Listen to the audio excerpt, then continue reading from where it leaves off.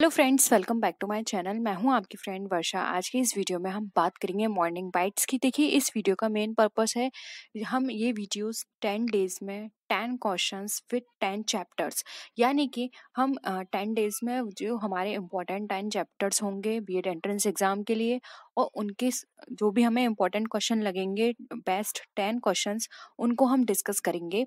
इससे क्या होगा, आपने वो क्वेश्चंस पहले भी कई बार पढ़ रखे होंगे, इससे आपका रिवीजन होगा और सारी चीज़ें आपको रिकॉल हो जाएंगी अगर आपने पहले से उन्हें पढ़ रखा है, या फिर अगर आपको थोड़ा थोड़ा उसके बारे में पता है। तो मेन पर्पस हमारा यही है कि मॉर्निंग में देखिए सबका माइंड फ्रेश होता है, तो अगर आप उनको रिवाइज करेंगे तो आपको एग्जाम टाइम में बहुत हेल्प मिलेगी। आई होप आपको ये कॉन्सेप्ट पसंद आएगा। हमारा वीडियो आपको पसंद आए तो वीडियो को लाइक कीजिए, फ्रेंड्स या शेयर कीजिए, और किसी भी तरह की कोई भी क्वेरी हो तो ज़रूर बताइएगा।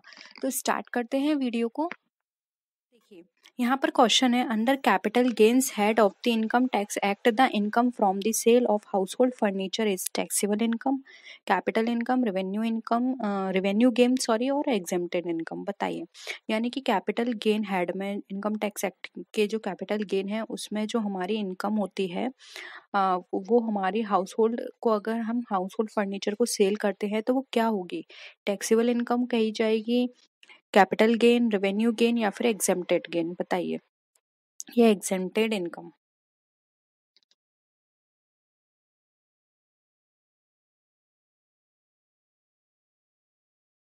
देखिए, अगर हम बात करें इनकम टैक्स एक्ट की, तो अगर उसके अकॉर्डिंग हम कैपिटल गेन के प्रोसीजर को फॉलो करें तो वहाँ पर ये कहा गया है कि अगर हम हाउस होल्ड फर्नीचर को सेल करते हैं तो वो हमारी एग्जेम्प्टेड इनकम का पार्ट होता है। इसलिए यहाँ पे ऑप्शन डी जो है वो एग्जेम्प्टेड इनकम हमारा राइट आंसर हो जाएगा। ठीक है, आई होप सबका आंसर क्लियर था।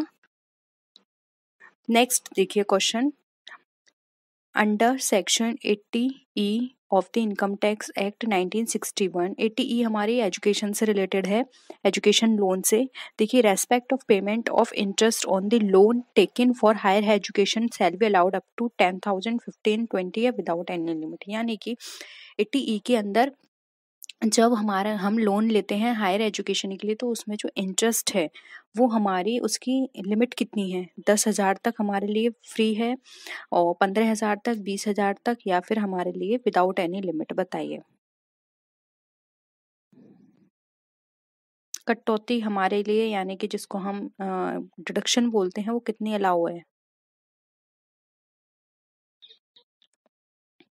आपने इनकम टैक्स में ये पढ़ी होंगी सारे डिडक्शंस। 80 हमारी इंटरेस्ट से रिलेटेड है, loan taken from for higher education.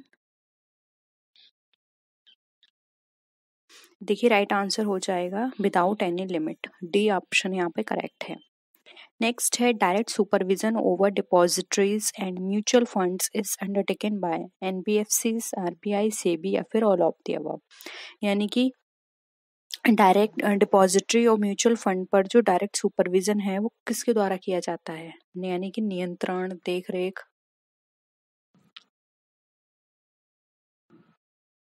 बताइए, क्या लगता है आपको इसका आंसर।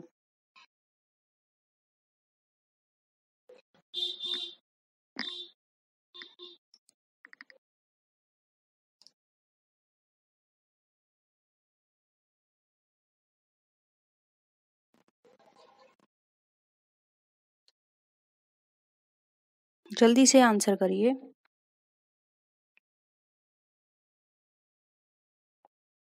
देखिए, यहाँ पे म्यूचुअल फंड की बात की जा रही है, तो ये याद रखिए, म्यूचुअल फंड और डिपॉजिटरीज की बात होती है तो वहाँ पे सेबी का नाम आता है। ऑप्शन सी यहाँ पे हमारा क्या हो जाएगा, करेक्ट हो जाएगा। नेक्स्ट क्वेश्चन देखिए, in the call notice money market which of the following participants is allowed of to trade, all banks, primary dealers and mutual funds, all corporates, only commercial banks, या फिर all of the above.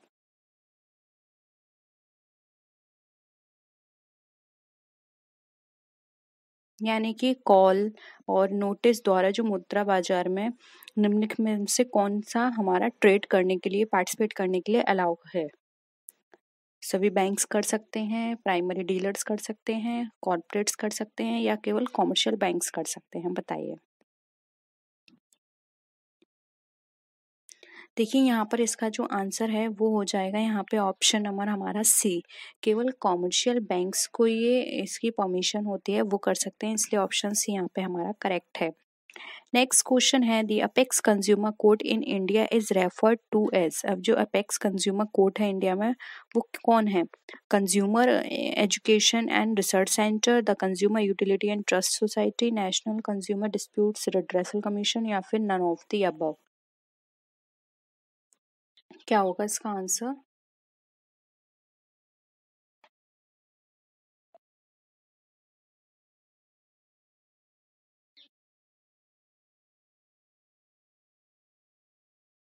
देखिए consumer court की apex body की बात करें तो वो हमारा national consumer dispute redressal commission होता है।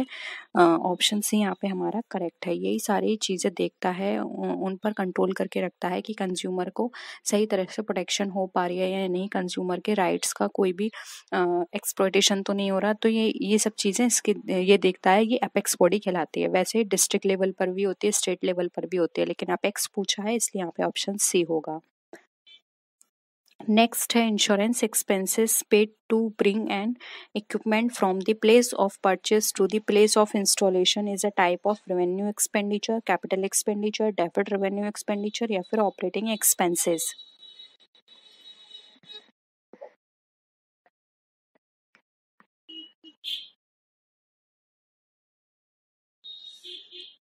बताइए क्या होगा आंसर?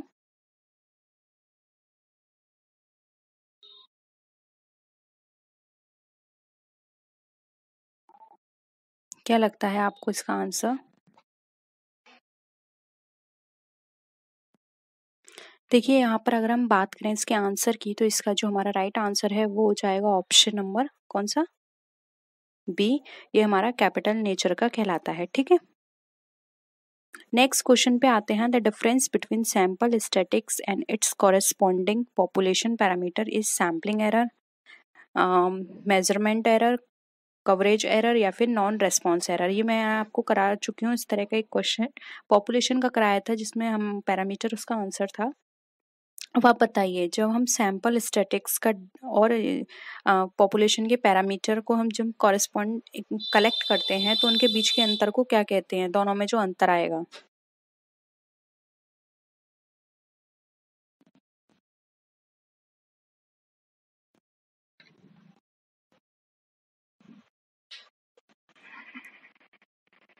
देखिए राइट आंसर हो जाएगा ए, सैम्पलिंग एरर।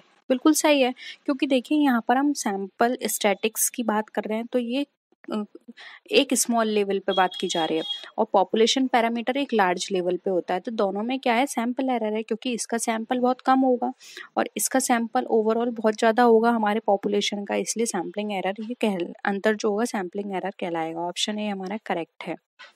नेक्स्ट है the general pattern of behaviour shared beliefs and values that members have in common is known as. यानी कि किसी के भी बिहेवियर में का जो भी जनरल पैटर्न है की बात करें, बिलीफ की बात करें, उसकी प्राइस की बात करें या वैल्यू की बात करें, तो वो जो दो सदस्यों में जो समान होता है उसको हम क्या बोलते हैं?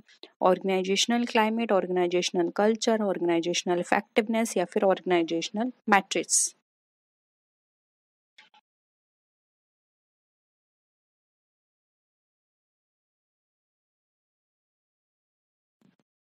क्या कहा जाएगा? यस, ये कहा जाएगा हमारा ऑर्गेनाइजेशनल कल्चर। ठीक है, नेक्स्ट है which of the following is not a principle of management according to Henry Fayol. अब इसमें से कौन सा आपको लगता है कि हेनरी फ्यूल के जो 14 प्रिंसिपल्स हैं उसमें ये कवर नहीं होता है? बताइए। आपने 14 प्रिंसिपल्स पढ़े होंगे हेनरी फ्यूल के। बहुत ही सिंपल क्वेश्चन दिया है ये, अगर इस तरह के क्वेश्चंस आते हैं तो आप इजिली आपको करना पड़ेगा। अगर नहीं आते हैं आपको 14 प्रिंसिपल्स तो पढ़ लीजिए, क्योंकि इससे ज़्यादा इजी क्वेश्चन नहीं हो सकता, बहुत इजी क्वेश्चन है ये।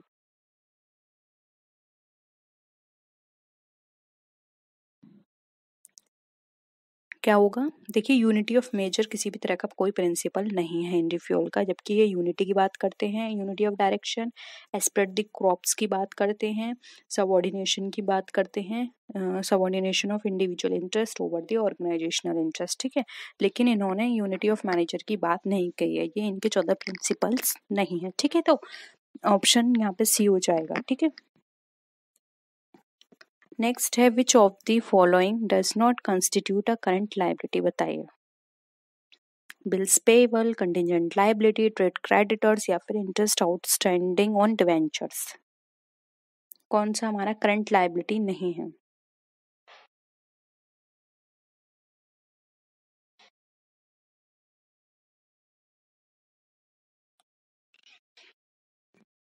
देखिए ये आपने पढ़ा है करंट लायबिलिटी में, ये पढ़ा है, ये पढ़ा है, तो ये 3 कट गए, क्या बचा बी, तो ये हमारा पार्ट नहीं है, क्योंकि ये कंटिजेंट लायबिलिटी जो है वो एक तरह से लायबिलिटी नहीं होती है, ठीक है। तो ये एक तरह से हम ये बोल के चल सकते हैं कि हो सकती है, यानी कि संभावना है सिर्फ, अब हम बिल्कुल श्योर नहीं है कि लायबिलिटी बनेगी या नहीं, तो इसको हम एज अ नोट की तरह बैलेंस शीट के अंदर शो कर देते हैं, ठीक है। तो ऑप्शन बी यहाँ पे हमारा करेक्ट हो जाएगा। नेक्स्ट क्वेश्चन पे आते हैं, which of the following is not a function of accounting. Option है keeping systematic records, option B है protecting properties of business, option C है maximising the result and option D है meeting legal requirements, बताइए।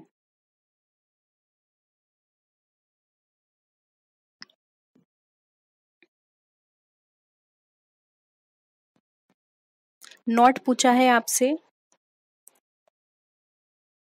देखिए यहाँ पे सी हो जाएगा, मैक्सिमाइजिंग रिजल्ट ये इनका काम नहीं होता है।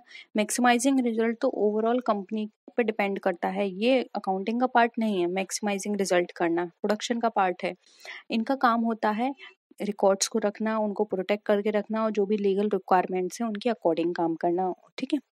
तो ऑप्शन सी यहाँ पे करेक्ट था। नेक्स्ट है goods withdrawn by the proprietor from business for its personal use will be credited to, बताइए। Sales account, purchase account, suppliers account या फिर स्टॉक अकाउंट।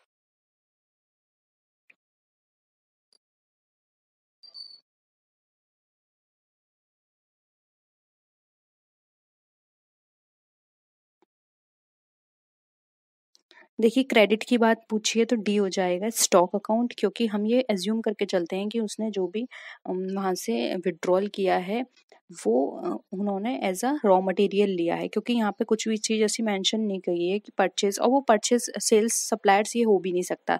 तो स्टॉक हम यहाँ से लेंगे क्योंकि कुछ माल उन्होंने वहां से लिया है, ठीक है। तो स्टॉक हो जाएगा। एंट्री भी नोट कर लीजिए अगर आप एंट्री चाहते हैं। देखिए इन्होंने माल निकाला है तो खर्चा है, तो सारे खर्चे क्या होते हैं डेबिट, तो क्या हो जाएगा drawings account debit to stock account, ठीक है, ये हो जाएगी एंट्री, ठीक है।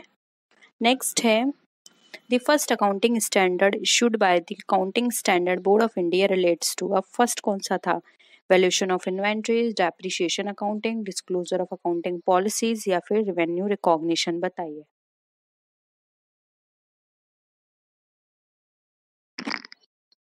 फर्स्ट की बात की गई है यहाँ पर,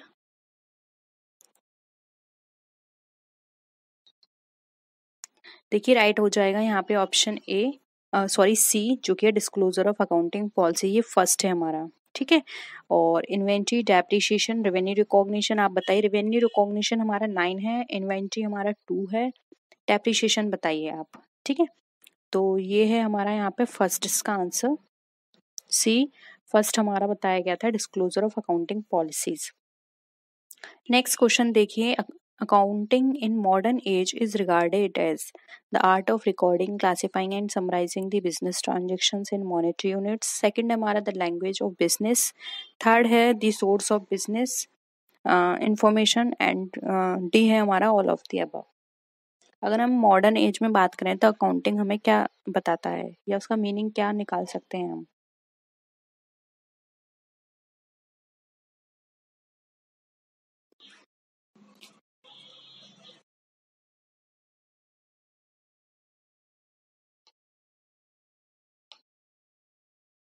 देखिए राइट आंसर हो जाएगा डी, क्योंकि अकाउंटिंग मॉडर्न टाइम्स में बात करें तो देखिए रिकॉर्ड भी होता है इसके अंदर, क्लासीफाई होता है, समराइज होता है, तो ये भी करेक्ट है। ये एक लैंग्वेज ऑफ बिजनेस भी कहलाता है, तो ये भी हमारा सही कहलाएगा। और अगर हम यहाँ पर बात करें the source of business information, तो ये भी हमारा बिल्कुल सही है, ये हमारा सोर्स ऑफ इंफॉर्मेशन का पार्ट भी है। ठीक है, तो यहाँ पर क्या हो जाएगा हमारा ऑप्शन डी, ये बिल्कुल सही है, क्योंकि इन सभी के अंदर हमारा जो अकाउंटिंग है उनका मीनिंग कवर होता है। और इस हिसाब से हम ये कह सकते हैं कि जो हमारा अकाउंटिंग है ये first point, second point and third point तीनों को कवर करता है, इसलिए ऑल ऑफ दी अबव हमारा बिल्कुल यहाँ पे राइट आंसर हो जाएगा। ठीक है, तो यहाँ पर आपको ये वाला क्वेश्चन समझ में आ गया होगा। नेक्स्ट क्वेश्चन पे आते हैं। देखिए यहाँ पर नेक्स्ट क्वेश्चन हमारा दे रखा है, नेक्स्ट है हमारा सीक्रेट रिजर्व्स में रिजल्ट इन। अब जो सीक्रेट रिजर्व्स हैं वो हमें क्या बताते हैं? Premium on issue of shares, profit prior to incorporation, dividend equalisation reserve, या फोर्थ है हमारा reserve created of profit on the sale of fixed. बताइए जो सीक्रेट रिजर्व है वो हमारा किससे निकलता है? हम इसमें से क्या चीज करेंगे कि हमारा सीक्रेट रिजर्व बनेगा? बताइए।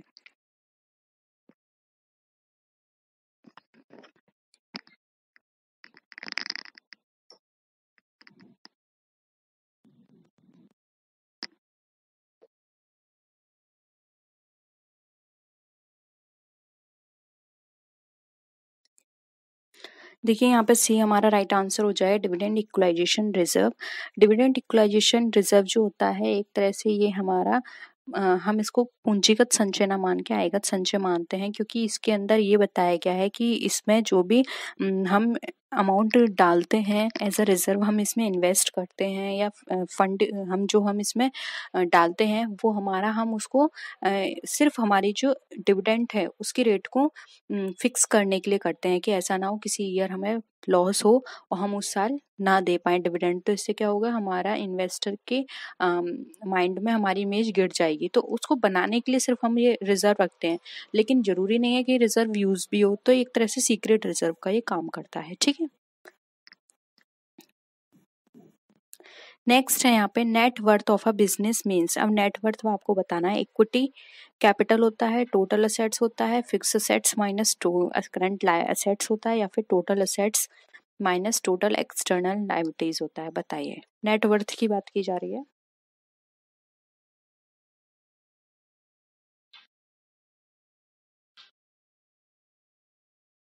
क्या होगा?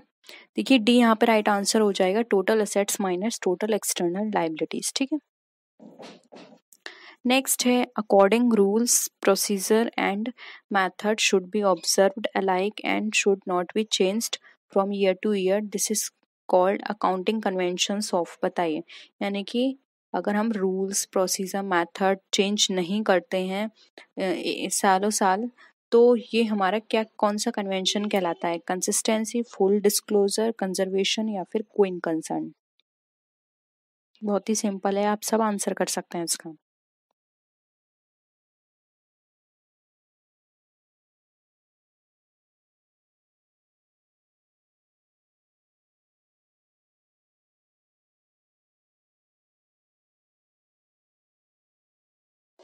क्या हो जाएगा?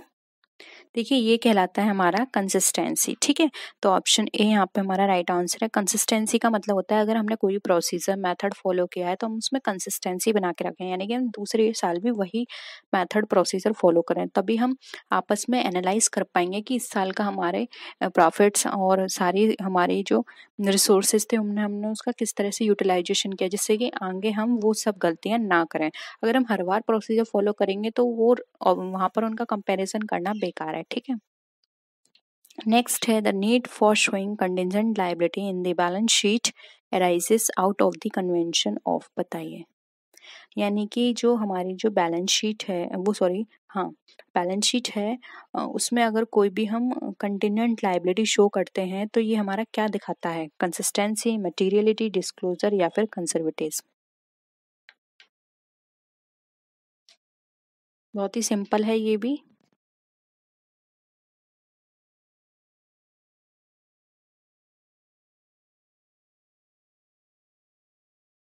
देखिए ये यहाँ पे इसका राइट आंसर क्या हो जाएगा? सी, डिस्क्लोजर। ये हमारे डिस्क्लोजर को शो करता है, यानी कि जो भी चीजें हैं वो यहाँ पर हमने क्या करी है, अच्छे से डिस्क्लोज करी है। ठीक है, नेक्स्ट है the entity concept of accounting is applicable to. अब जो एंटिटी कॉन्सेप्ट है वो हमारा क्या यहाँ पर बताता है, ठीक है, वो हमें यहाँ पर बताना है। एंटिटी कॉन्सेप्ट बताइए, sole proprietorship concern, partnership firm, joint stock company या फिर ऑल ऑफ दी अबव। बताइए क्या लगता है इसका आंसर आपको। एंटिटी कॉन्सेप्ट की देखिए यहाँ पर हम बात करें तो जो हमारी एंटिटी कॉन्सेप्ट है वो हमारे यहाँ पर बताती है जॉइंट स्टॉक कंपनी, क्योंकि यहाँ पर बोलता है सेपरेट एंटिटी होती है। ठीक है, तो यहाँ पर ऑप्शन सी हमारा राइट आंसर हो जाएगा। नेक्स्ट क्वेश्चन है realisation concept of accounting does not apply to. अब जो रियलाइजेशन कॉन्सेप्ट है वो हमारा कहाँ पर अप्लाई नहीं होता है, service industry, mining industry, railway transport या फिर लॉन्ग टर्म कंस्ट्रक्शन कॉन्ट्रैक्ट। किस जगह हमारा सर्विस रियलाइजेशन कॉन्सेप्ट जो है वो अप्लाई नहीं किया जाता है।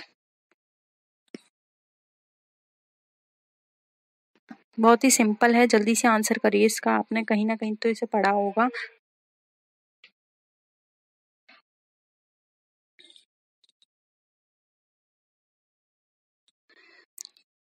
देखिए जो रियलाइजेशन प्रिंसिपल ऑफ अकाउंटिंग है ये हमारा कहाँ पे फॉलो नहीं होता, ये हमारा लॉन्ग टर्म जो कंस्ट्रक्शन कॉन्ट्रैक्ट्स होते हैं वो यहाँ पर फॉलो नहीं किया जाता है, इसलिए यहाँ पे ऑप्शन डी जो है वो हमारा राइट आंसर हो जाएगा। अब नेक्स्ट क्वेश्चन देखिए, जो डबल अकाउंट सिस्टम है वो हमारा कहाँ एप्लीकेबल होता है, consumer industries, chemical industries, public enterprises या फिर पब्लिक यूटिलिटी कंसर्न में, कहाँ पर वो फॉलो नहीं किया जाता है।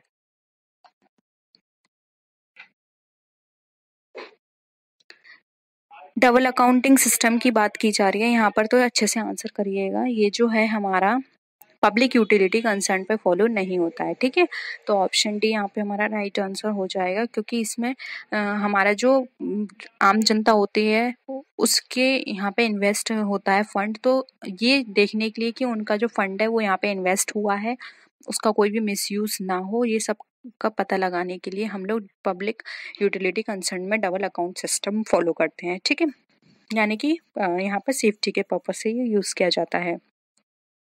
नेक्स्ट है which of the following is a personal account, investment, commission, outstanding salary या फिर शेयर प्रीमियम। क्या लगता है आपको इसका आंसर, कौन सा इसमें पर्सनल अकाउंट है। ठीक है,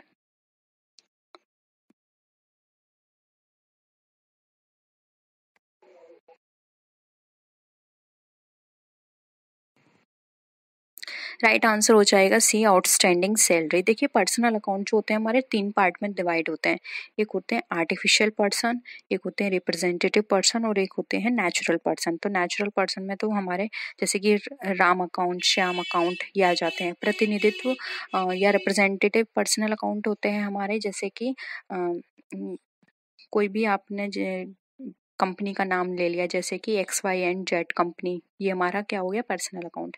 और जो आर्टिफिशियल पर्सनल अकाउंट में हमारे ये आते हैं आउटस्टैंडिंग सैलरी अकाउंट। ठीक है, तो ऑप्शन सी क्या होते हैं, ये किसी पर्सन से रिलेटेड है सैलरी, इसलिए ये आर्टिफिशियल पर्सन है, इसलिए आउटस्टैंडिंग सैलरी हमारा पर्सनल अकाउंट के अंदर कंसिडर किया जाता है। नेक्स्ट है in case of a company, total assets minus outside liabilities is called net working, gross working capital, deferred liability या फिर net worth।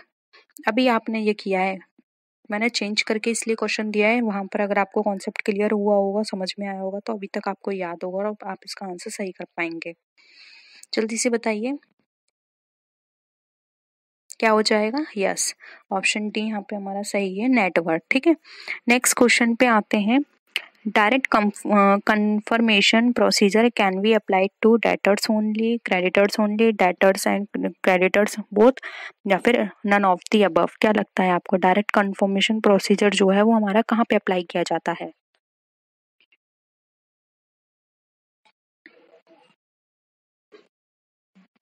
देखिए डायरेक्ट कंफर्मेशन जो प्रोसीजर है वो हमारा डेटर्स और क्रेडिटर्स दोनों पे अप्लाई किया जाता है, इसलिए यहाँ पे ऑप्शन से यहाँ पे हमारा क्या हो जाएगा, करेक्ट हो जाएगा। नेक्स्ट क्वेश्चन देखिए, which of the following is a personal account. Question वही है लेकिन ऑप्शंस अलग हैं, prepaid salary, drawings account, outstanding rent या फिर ऑल ऑफ द अबव।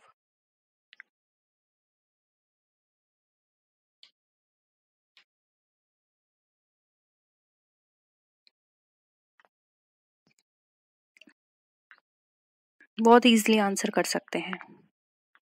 देखिए ऑप्शन डी यहाँ पे करेक्ट होगा, ऑल ऑफ दी अबव। क्यों? क्योंकि प्रिपेयर्ड सैलरी भी पर्सन से रिलेटेड है, ड्राइंग भी किसी पर्सन से रिलेटेड है, एंड आउटस्टैंडिंग रेंट भी। ये तीनों एक पर्सन की बारे में बता रहे हैं, यानी कि ये किस में आएंगे? आर्टिफिशियल पर्सन में। इसलिए ऑप्शन डी यहाँ पे ऑल ऑफ दी अबव हमारा राइट आंसर हो जाएगा। Discount on issue of debenture should be shown in. अब जो हम डिवेंचर्स पर डिस्काउंट देते हैं वो जो हमारा दिखाई देता है वो कहाँ हम शो करेंगे? Asset side of balance sheet, liability side of balance sheet, debit side of the profit and loss account, या फिर credit side of profit and loss account? बताइए। डिवेंचर को इश्यू करने में जो हम डिस्काउंट प्रोवाइड कर रहे हैं डिवेंचर होल्डर्स को, वो हम कहाँ दिखाएंगे?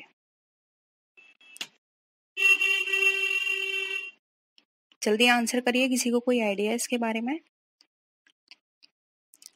देखिए अगर हम बात करें तो ये इसका जो राइट आंसर हो जाएगा वो होगा यहाँ पे option number A, asset side of the balance sheet. अब लेकिन इसको असेट मत समझिएगा, ये हमारा कैपिटल लॉस है, क्योंकि डिस्काउंट हम दे रहे हैं तो ये हमारे लिए लॉस हो गया, क्योंकि डिवेंचर्स हमारी कैपिटल से गए हैं तो ये हमारे लिए कैपिटल लॉस है। तो इसको हम असेट साइड में फिक्टिशियस एक्सपेंडिचर करके दिखाएंगे जब तक ये पूरा राइट ऑफ नहीं हो जाता तब तक। तो ऑप्शन अगर आपको यहाँ पर ऑप्शन में ये भी आता है कि अगर हम ये हमारे लिए एक्सपेंडिचर है कि हमारे लिए असेट है, तो कंफ्यूज मत होइएगा, है ये एक्सपेंडिचर लेकिन असेट साइड में शो करते हैं मिसलेनियस एक्सपेंडिचर करके, और ये हमारा कैपिटल लॉस है। इसको धीरे धीरे करके राइट ऑफ करते, क्योंकि एक बार में राइट ऑफ करेंगे तो आपकी बैलेंस शीट यहाँ पर आपकी फाइनेंशियल पोजीशन जो है वो बहुत गलत बताएगी, जो कि आपके इन्वेस्टर के लिए क्या होगा, यहाँ पर इन्वेस्टर को सही तरह से एक ट्रू पिक्चर नहीं मिल पाएगी, या फिर हम ये कह सकते हैं कि इन्वेस्टर फिर आगे जाके आपकी कंपनी में वो। In case of foreign trade the bill of lading relates to. अब फॉरेन ट्रेड की यहाँ पर हम बात करें तो उस केस में जो बिल ऑफ लेडिंग है वो हमारा किससे रिलेटेड होता है? The insurance of goods in transit, the processing of goods, the transit of goods, या फिर the auction of goods damaged in transit? बताइए।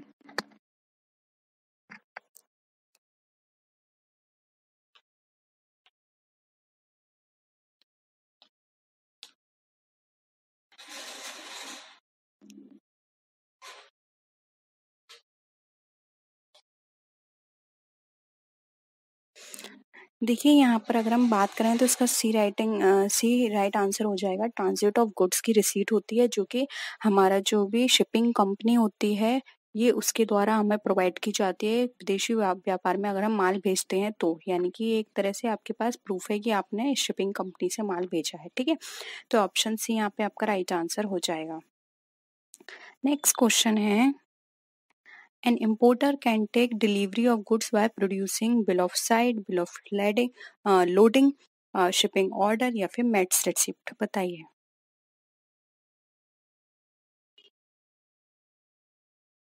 एक इंपोर्टर डिलीवरी कर सकता है, ले सकता है प्रोड्यूसिंग कौन सा बिल होगा वो?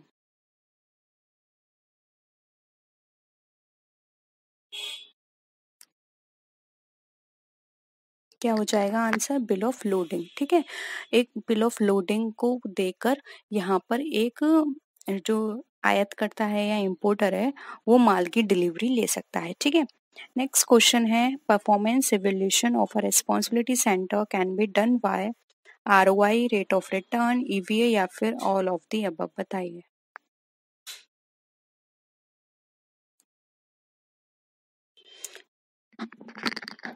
क्या होगा इसका आंसर यहाँ पर?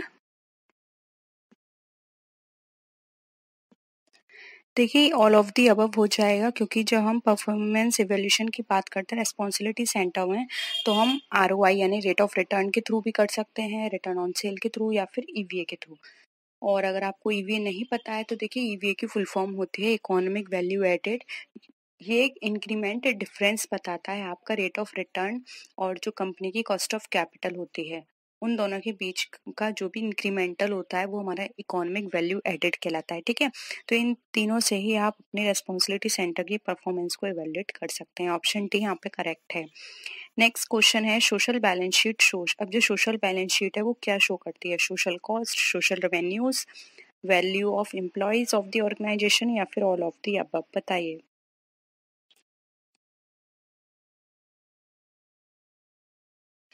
क्या हो जाएगा इसका आंसर यहाँ पर? सोशल बैलेंस शीट से कोई आपको पता है क्या होती है? कभी सुना है आपने इसके बारे में, सोशल बैलेंस शीट, या कहीं पढ़ा होगा? देखिए, सोशल बैलेंस शीट जो होती है यहाँ पर आपको कोई सोशल कॉस्ट या रेवेन्यू नहीं बताती, ये आपको बताती है जो भी आपके एम्प्लॉय ऑर्गेनाइजेशन है, ऑर्गेनाइजेशन के जो भी एम्प्लॉयज़ हैं उनकी वैल्यूज़ को, ठीक है, यानी कि आपस में वो सोशली किस तरह से काम करते हैं वो। तो ऑप्शन सी यहाँ पे हमारा राइट आंसर हो जाएगा। नेक्स्ट है which of the following come under efficiency ratios. अब इसमें से कौन सा हमारा एफिशिएंसी रेशो के अंदर आता है? Average collection period, inventory turnover ratio, fix set turnover ratio या फिर ऑल ऑफ द अबव, बताइए। एफिशिएंसी रेशो आपने पढ़ा होगा, जिससे हम अपनी कंपनी की एफिशिएंसी निकालते हैं।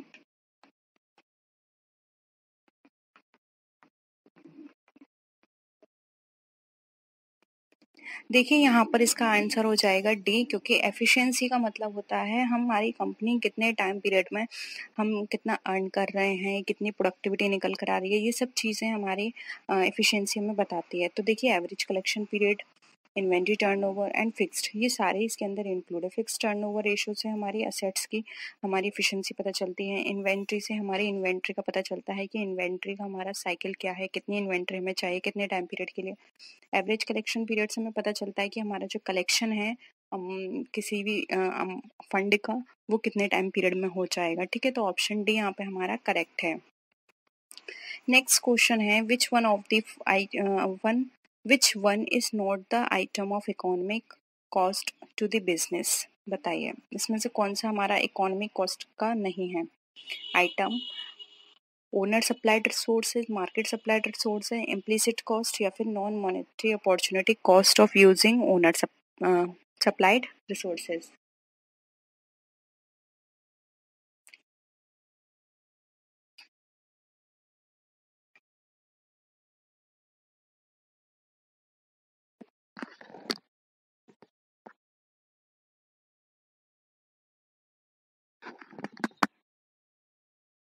देखिए, इम्प्लिसिट कॉस्ट बिजनेस से कंसर्न है, क्योंकि ये बिजनेस की इंटरनली कॉस्ट बताती है, ठीक है।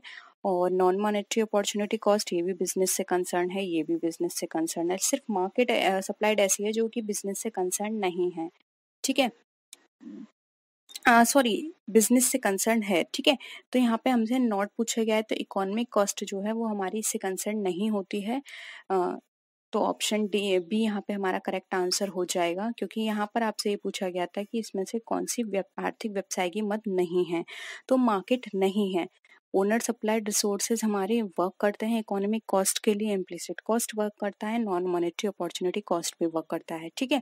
लेकिन यहाँ पे मार्केट सप्लाइड रिसोर्सेज हमारा इकोनॉमिक कॉस्ट से यहाँ पे रिलेटेड नहीं है, तो इसलिए ऑप्शन बी हमारा करेक्ट हो जाएगा। नेक्स्ट है demand must have the elements. अब डिमांड में कौन कौन से एलिमेंट्स होने चाहिए? Desire, want, quantity, price and time या फिर ऑल ऑफ द अबव। आपने डिमांड के बारे में पढ़ा होगा।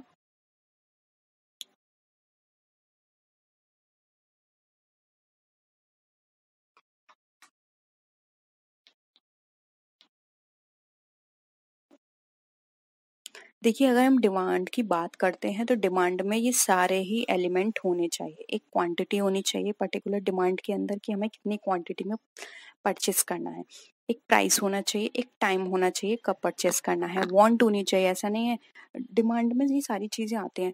डिमांड वो कही जाएगी जिसकी हमें ज़रूरत है, जो हमें चाहिए, या जिसकी हमें डिज़ायर है कि हाँ मुझे ये होना चाहिए, मुझे ये परचेस करना ही करना है, ठीक है। तो ये सारी चीज़ें मिलके हमारी एक डिमांड क्रिएट करती हैं। डिमांड कोई चीज़ नहीं है, डिमांड ये सारी चीज़ों से मिलकर बनी है, जिसको हम बोलते हैं डिमांड। यानी कि जो हमें किसी भी चीज़ को लेने की डिज़ायर हो रही है तो वो हमारी डिमांड है। किसी भी चीज़ की हमें वांट है वो हमारे लिए डिमांड है, या पर्टिकुलर टाइम पीरियड पर हमें कुछ चाहिए, या फिर पर्टिकुलर प्राइस पर पर्टिकुलर क्वांटिटी में, तो वो सब हमारी डिमांड है। इसलिए all of the above right answer हो जाएगा, ठीक है। नेक्स्ट है identify from the following the test statics for which the value of numerator should always be greater than that of denominator, बताइए।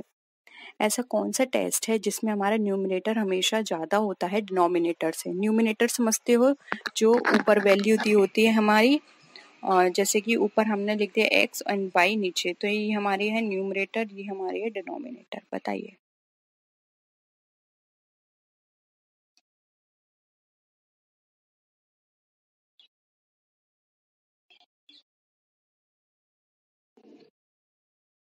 बताइए क्या होगा आंसर, क्या लगता है इसका आपको? देखिए राइट आंसर हो जाएगा एफ वैल्यू, जो कि ऑप्शन बी है। एफ वैल्यू में हमारी हमेशा numerator value greater than denominator होती है, ठीक है। नेक्स्ट है which of the following test can be based on the normal distribution. अब इसमें से कौन सा टेस्ट हमारा नॉर्मल डिस्ट्रीब्यूशन बेस्ड है? Difference between independent means, difference between dependent means, difference between proportions, या फिर ऑल ऑफ द अबव। आपने ये सारे टेस्ट पढ़े होंगे अपने स्टैटिक्स में।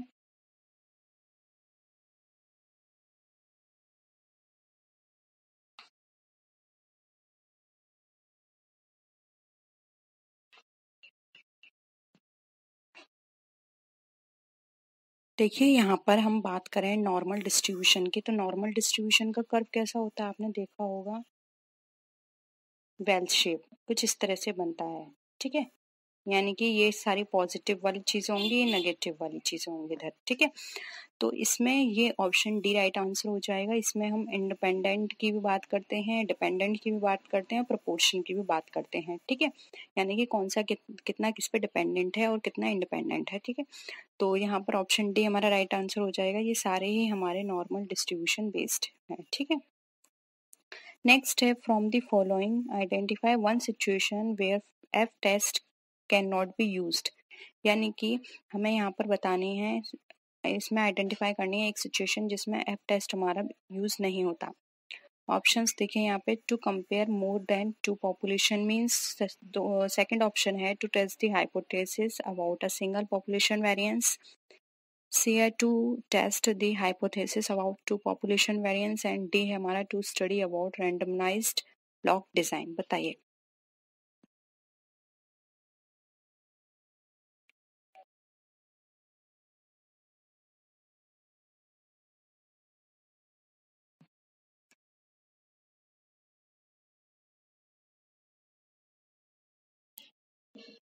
क्या हो जाएगा?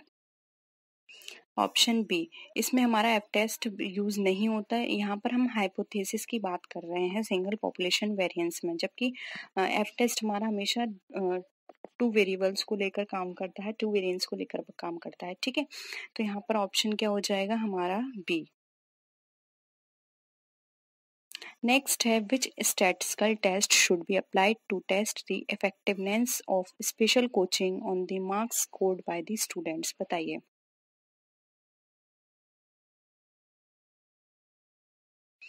Pair T test, chi square test, Z test, या एफ टेस्ट।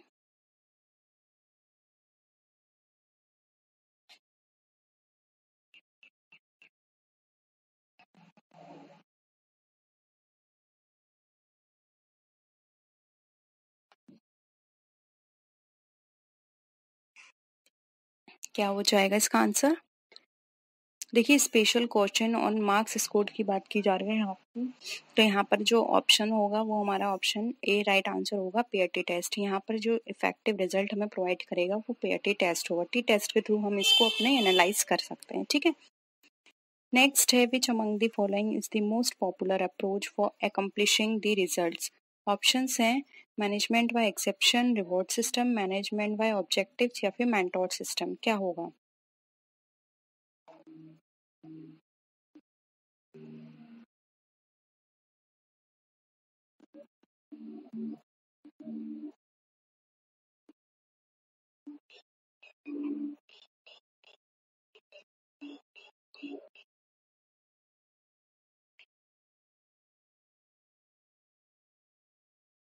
देखिए, अगर हम रिजल्ट्स की बात करें, जो रिजल्ट्स को अचीव करने में जो सबसे ज़्यादा हेल्प करते हैं वो होते हैं मैनेजमेंट बाय ऑब्जेक्टिव्स। इसमें क्या होते हैं, इंडिविजुअल ऑब्जेक्टिव्स को हमारे जो भी ऑर्गेनाइजेशन के ऑब्जेक्टिव्स हैं उससे मर्ज कर दिया जाता है, जिससे कि उनके ऑब्जेक्टिव्स के साथ साथ कंपनी के ऑब्जेक्ट्स भी ईजिली अचीव हो पाएँ। ठीक है, इसलिए यहाँ पे ऑप्शन सी हमारा राइट आंसर हो जाएगा। नेक्स्ट है the managerial function of organisation organising involves. अब इसमें से आपको बतानी है जो मैनेजरियल फंक्शन है ऑर्गेनाइजेशन का, उसमें क्या क्या चीज़ें इन्वॉल्व हैं। ऑप्शंस है reviewing and adjusting plan in the light of changing conditions, B है establishing programme for the accomplishment of objectives, C है creating structure of function and duties to be performed, and D है हमारा getting things done through others. बताइए।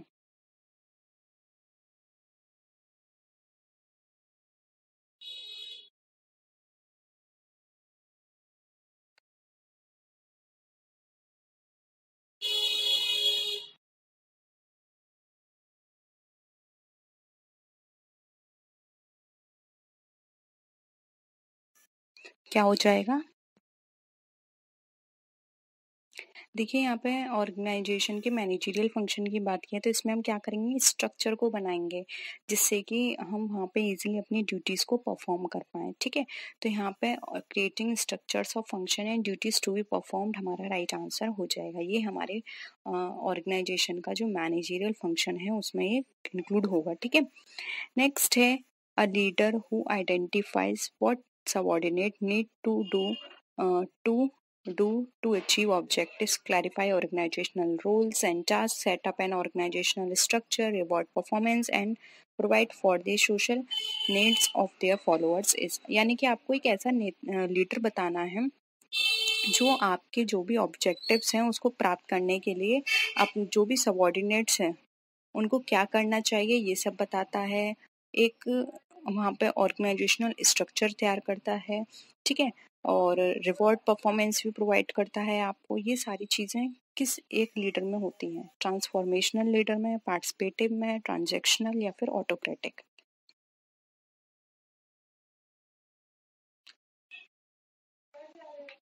बताइए क्या होगा answer.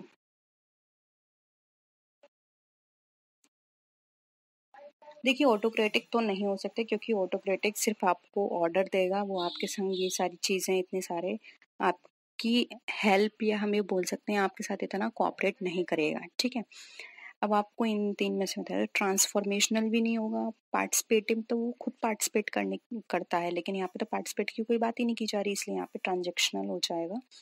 ठीक है, ट्रांजेक्शनल उसको बोलते हैं हम। ठीक है, उस लीडर को। नेक्स्ट है which segmentation approach is most compatible with the spirit of the marketing concept? Benefit sort, income, social class या family size?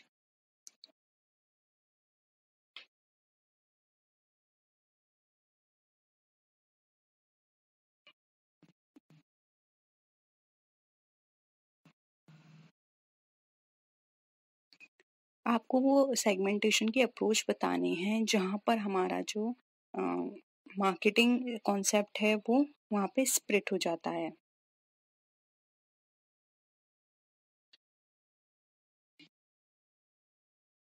देखिए, सेगमेंटेशन की बात करें तो बेनिफिट सॉर्ट के अकॉर्डिंग हो जाता है कि हमें कहाँ पर कितना बेनिफिट लेना है। ठीक है, उसके बेसिस पर हमारा स्प्लिट हो जाता है सेगमेंटेशन।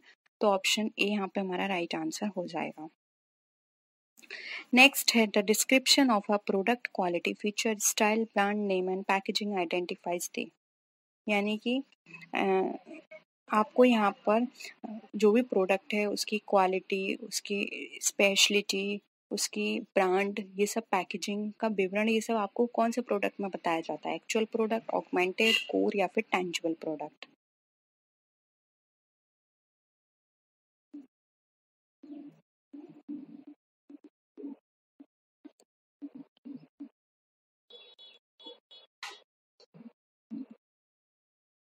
क्या हो जाएगा? देखिए, ये सारी चीज़ें तो नॉर्मल हैं, हम किसी क्वालिटी की, फीचर की, स्टाइल, ब्रांड की बात कर रहे हैं तो ये स्टाइल कॉमन प्रोडक्ट की बात है ये तो यहाँ पे एक्चुअल प्रोडक्ट हमारा राइट आंसर हो जाएगा। ऑगमेंटेड, कोर, टेंजिबल ये आपको पता होगा। नहीं पता है तो बता दीजिएगा, मैं हम लोग इवनिंग की क्लास में इस क्वेश्चन को डिस्कस कर लेंगे, ठीक है।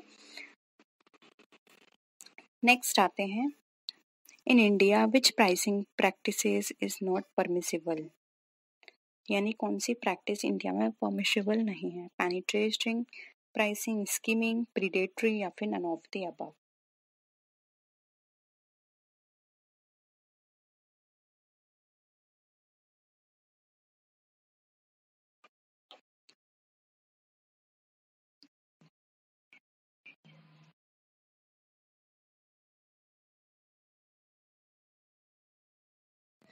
क्या कहेंगे आप इसको? सी, प्रीडेटरी प्राइसिंग जो है वो इंडिया में नहीं है, ठीक है। नेक्स्ट है, which form of retail outlet has the highest operating cost, supermarket, consumer cooperative store, department store या फिर रिटेल चेन स्टोर।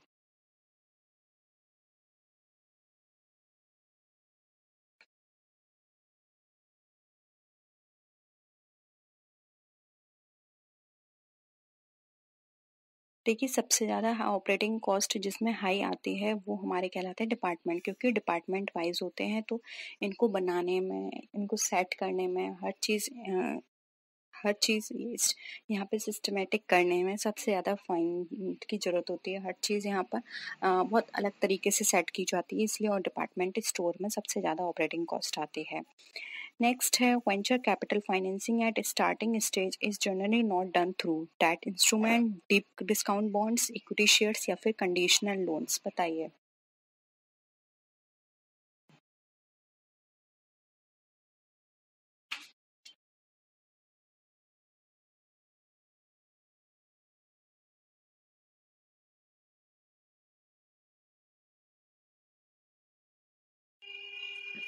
देखिए, स्टार्टिंग एज की बात करें तो स्टार्टिंग एज में ये डीप डिस्काउंट बॉन्ड्स प्रोवाइड नहीं करते हैं, ठीक है। इसलिए ऑप्शन यहाँ पर जो हो जाएगा वो क्या होगा हमारा, option B, deep discount bonds, ठीक है। नेक्स्ट है, the degree to which the returns of the two securities change together is reflected by correlation, leverage, covariance या बीटा।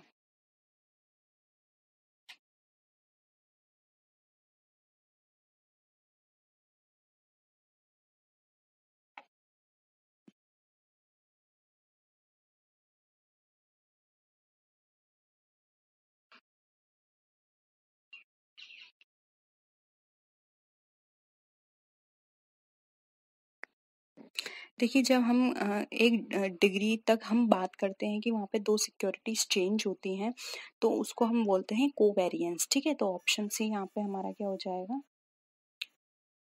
राइट आंसर हो जाएगा कोवेरिएंस। एक डिग्री तक यहाँ पे रिटर्न ऑफ जो रिटर्न होता है टू सिक्योरिटीज का वो यहाँ पे चेंज होता है एक साथ, ठीक है। नेक्स्ट है, transfer by a company of one or more of its business division to another newly set up company is called, यानी कि यहाँ पर हम बात कर रहे हैं कोई भी एक कंपनी जो है वो एक या एक से अधिक बिजनेस यूनिट के साथ क्या कर रही है, एक दूसरी कंपनी को स्टार्ट कर रही है, यानी कि एक कंपनी थी ए बी सी, इन तीनों ने मिलके एक नई कंपनी ओपन करी। अब आपको बताना है क्या कहलाता है, demerger, merger, equity carve out या फिर डिसइन्वेस्टमेंट।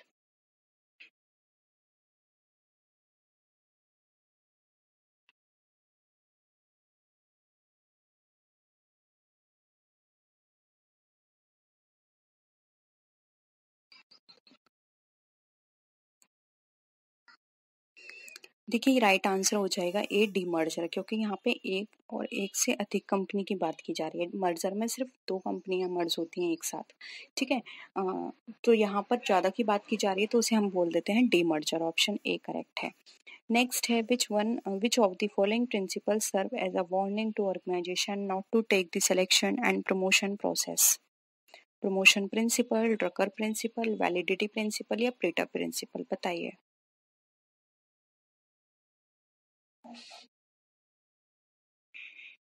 यानी किसने कहा है कि हमें कंपनी के अंदर जो सिलेक्शन और प्रमोशन प्रोसेस होती है उसको हमें लाइटली नहीं लेना है।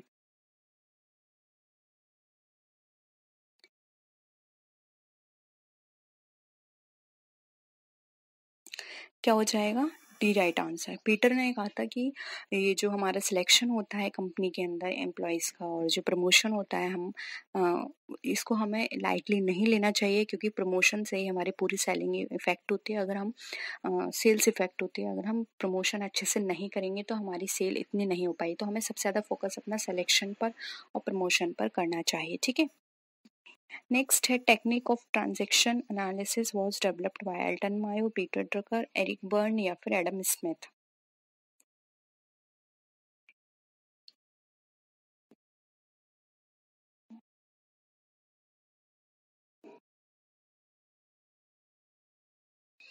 ट्रांजैक्शन एनालिसिस किसने दी थी ये टेक्निक?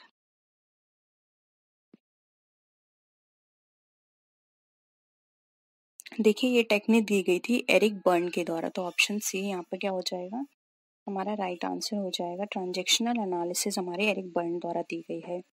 नेक्स्ट क्वेश्चन है which one of the following method is not a demand forecasting method of human resource planning? Managerial judgement, managerial grid, work study technique या फिर स्टैटिस्टिकल टेक्निक, बताइए कौन सा मेथड है जो कि हमारा डिमांड फोरकास्टिंग मेथड जो ह्यूमन रिसोर्स प्लानिंग है उसमें नहीं होता।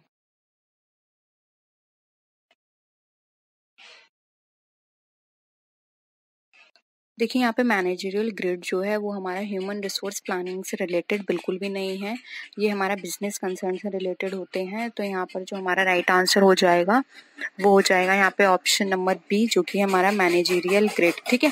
क्योंकि यहाँ पर हमारा बात की जा रही है ह्यूमन रिसोर्स प्लानिंग की, तो यहाँ पे मैनेजरियल जजमेंट आ सकता है, वर्क स्टडी टेक्निक्स आ सकते हैं, स्टैटिस्टिकल टेक्निक आ सकते हैं जो कि हमारी ह्यूमन रिसोर्स प्लानिंग के अंतर्गत यूज होती हैं। लेकिन मैनेजरियल ग्रिड हमारे मैनेजरियल मैनेजमेंट का पार्ट है जो कि हमारे बिजनेस के अंदर यूज होता है, ठीक है, ना कि ह्यूमन रिसोर्स प्लानिंग के अंदर, ठीक है। तो ऑप्शन बी यहाँ पे हमारा राइट आंसर हो जाएगा।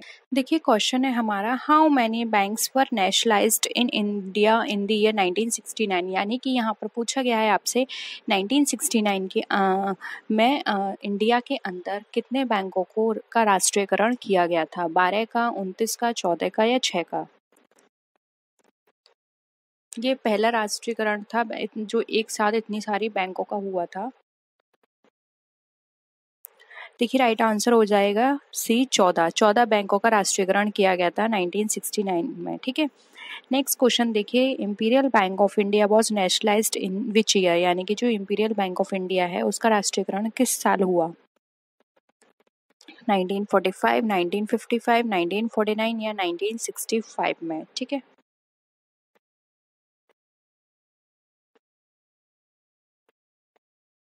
क्या था आंसर? हो जाएगा बी 1955। और आप यहीं पे नोट कर लीजिए इंपीरियल बैंक का जब नेशनलाइजेशन किया गया था 1955 के अंदर, तो वहाँ पर इसका नाम भी बदल दिया गया था और इसका नाम रख दिया गया था एसबीआई, यानी कि स्टेट बैंक ऑफ इंडिया। घुमा के क्वेश्चन आपसे पूछा जा सकता है कि स्टेट बैंक ऑफ इंडिया का स्टैब्लिशमेंट कब हुआ, तो वो हुआ 1955 में, ठीक है। नेक्स्ट क्वेश्चन पे आइए। What was the State Bank of India called before it is created through SBI Act, यानी कि SBI एक्ट में आने से पहले या उसके थ्रू क्रिएट करने से पहले जो स्टेट बैंक थी उसको क्या कहा जाता था? Bank of Hindustan, bank of Madras, imperial bank of India या फिर इंपीरियल बैंक ऑफ कैलकाटा? अभी अभी मैंने आपको बताया।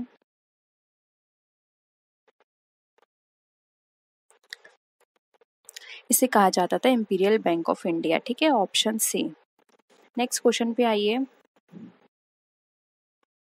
अब इसमें क्वेश्चन में ये पूछा गया है कि ऐसे कौन से साल है जिसमें बैंकिंग रेगुलेशन एक्ट पास हुआ था, ठीक है, बताइए।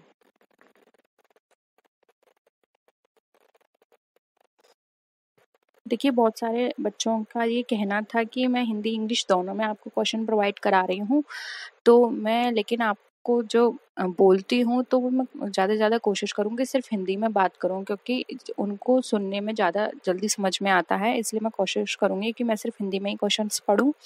इंग्लिश वाले स्टूडेंट्स आप प्लीज़ क्वेश्चन को देखिए और आंसर करिए। कब हुआ था ये एक्ट पास? 1949 में, ठीक है। नेक्स्ट क्वेश्चन पे आइए। अब इसमें आरबीआई का ओरिजिनल हेडक्वार्टर पूछा गया है कि उसका हेडक्वार्टर कहाँ पे लोकेटेड है, यानी कि स्थित है। कैलकाटा, बॉम्बे, दिल्ली या चेन्नई।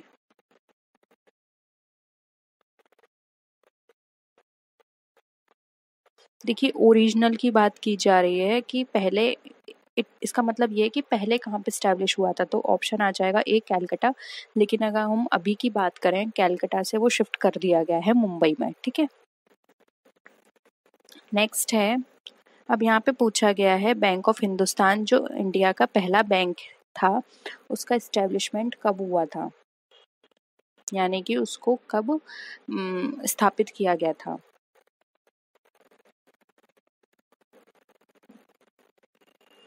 ऑप्शन सी हो जाएगा यहाँ पे 1770 में। ठीक है, नेक्स्ट क्वेश्चन पे आइए। On which date was the Reserve Bank of India established, यानी कि किस डेट पर रिजर्व बैंक ऑफ इंडिया को स्थापित किया गया था।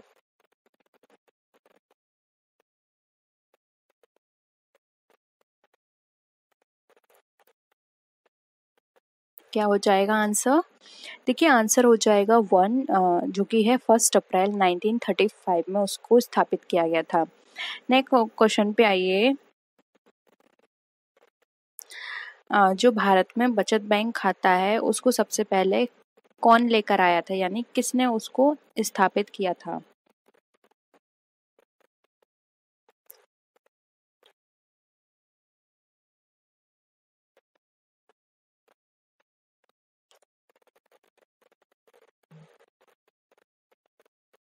आंसर क्या हो जाएगा, जल्दी से आंसर करिए।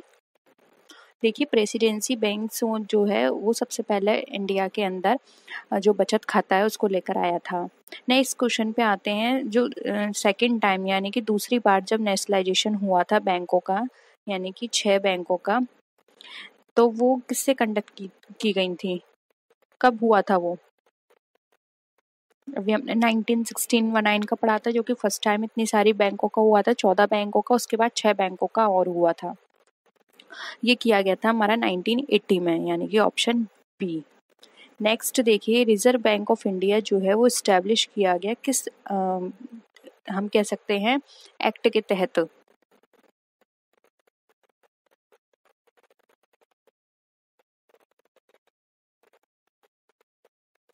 आंसर क्या होगा? 3 हो जाएगा, reserve Bank of India act 1934 के तहत। नेक्स्ट आइए। अब हमें बताना है सबसे बड़ा और सबसे पुराना बैंक जो अब तक एग्जिस्टेंस में है, यानी कि अब तक वो हमारे अस्तित्व में है, अपने अस्तित्व है उसका अभी तक।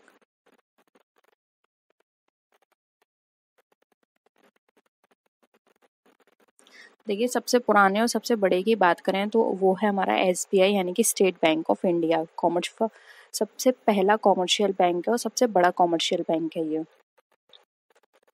अब आपको बताना है पहला बैंक जो कि इंडिया में स्टैब्लिश हुआ था वो कौन सा था, यानी कि पहला बैंक जो इंडिया में आया था।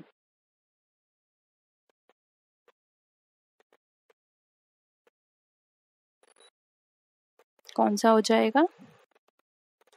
ये है हमारा बैंक ऑफ हिंदुस्तान, ऑप्शन 2। ठीक है, नेक्स्ट आइए। अब यहाँ पे पूछा गया है जो कि इंडस्ट्रियल एंड फाइनेंशियल रिकंस्ट्रक्शन है, बिफ्र, वो हमारा डील करता है इंडस्ट्री, कौन सी इंडस्ट्री के साथ डील करता है, यानी उनके लिए बनाया गया है।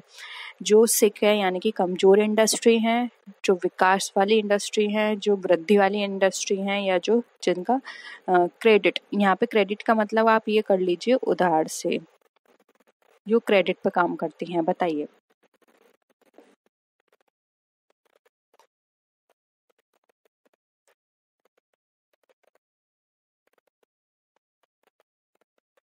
ऑप्शन ए हो जाएगा, जो बिफ्र है हमारा, वो हमारा काम करता है कमजोर इंडस्ट्री के लिए, उनको ग्रोथ देने के लिए, उनको फंड प्रोवाइड करने के लिए, जिससे कि वो अपना जो ऑपरेशन है वो अच्छे से कर पाएं। ठीक है, नेक्स्ट क्वेश्चन पे देखिए। The monopolies and restrictive trade practice act जो है वो कब आया था, 1949 में, 1959, 1969 या 1917 में। बहुत इंपॉर्टेंट एक्ट है एमआरटीपी, इसको आप अच्छे से पढ़िए, आपके एग्जाम में ये बहुत पूछा जाता है एमआरटीपी एक्ट।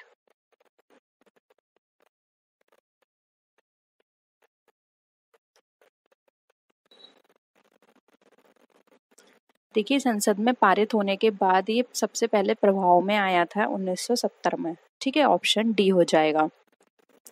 नेक्स्ट क्वेश्चन पे आइए, विच of the following institution is provide SDR, यानी कि वो कौन सा यहाँ पे संस्था है जो एसडीआर यानी कि स्पेशल ड्राइंग राइट्स, जिसको हम पेपर गोल्ड भी बोलते हैं, वो प्रोवाइड करती है।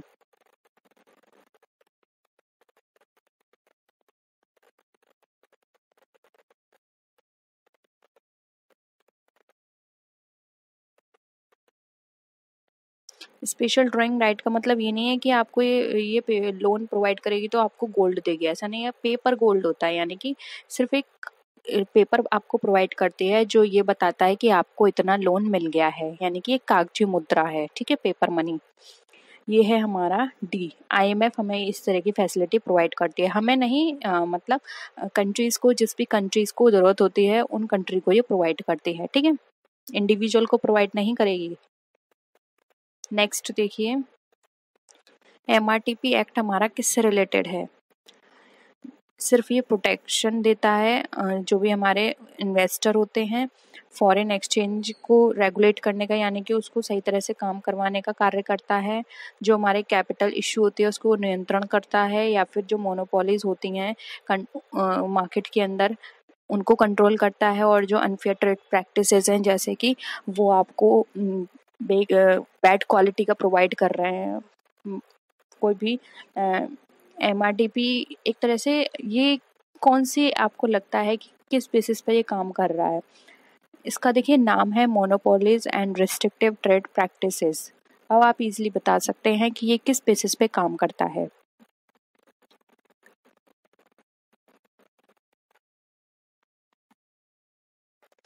देखिए, यहाँ पे ऑप्शन डी हो जाएगा। ये नियंत्रित करता है ऐसे लोगों को जो सिर्फ मार्केट में अपना वर्चस्व बनाते हैं, यानी कि ये एक मार्केट में पूल क्रिएट कर देते हैं और सिर्फ ये लोगों पे इस तरह का उनको एक्सप्लॉइट करते हैं कि वो कोई और प्रोडक्ट खरीद भी नहीं सकता, सिर्फ इन्हीं का ही प्रोडक्ट खरीदना पड़ेगा और ये बहुत ज़्यादा चार्ज भी करें। तो ऐसे लोगों को ये नियंत्रित करते हैं। और साथ ही साथ ये ऐसे लोगों को भी नियंत्रित करते हैं जो मार्केट में अच्छी क्वालिटी का प्रोडक्ट ना प्रोवाइड करा के उन्हें ज़्यादा चार्ज भी करते हैं, यानी कि उन्हें अच्छी क्वालिटी भी नहीं देते और प्राइस भी बहुत ज़्यादा चार्ज करते हैं। तो ऐसे जो मार्केट में हम बात करें, बिजनेसमैन होते हैं, उन लोगों को ये कंट्रोल करने की पावर होती है इसके हाथ में, ये ऐसे लोगों के ऊपर काम करता है। ठीक है, नेक्स्ट देखिए, एग्जिम बैंक वॉज सेटअप इन, अब जो एग्जिम बैंक है वो कब सेटअप किया गया था? 1971 में, 1982, 1985 या 1963? कब आया था एग्जिम बैंक? एग्जिम बैंक होता है एक्सपोर्ट इम्पोर्ट बैंक। जितने भी एक्सपोर्ट इम्पोर्ट होते हैं ये उनके लिए काम करता है, उनको फंड प्रोवाइड कराता है और कोई भी फैसिलिटी चाहिए होती है तो उनको वो फैसिलिटी प्रोवाइड कराता है। इसका इस्टेब्लिशमेंट देखिए हुआ था 1982 में। ऑप्शन बी यहाँ पे हमारा करेक्ट हो जाएगा। नेक्स्ट क्वेश्चन पे आइए, अब हमें यहाँ पर बतानी है सबसे प्रमुख बॉडी कोऑपरेटिव मार्केटिंग की कौन सी है भारत के अंदर? इफ्को, क्रिप्को, नाफेड या फिर इनमें से कोई भी नहीं?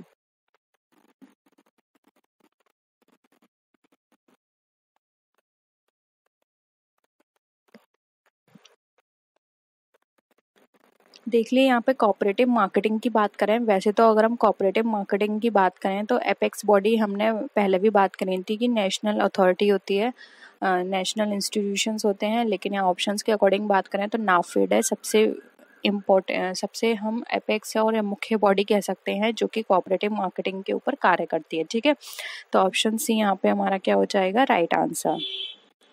नेक्स्ट क्वेश्चन पे आइए, अब हमें बताना है जो जनरल इंश्योरेंस कॉरपोरेशन है उसको कब स्थापित किया गया था? 1948, 1956, 1971 एंड 1974 में?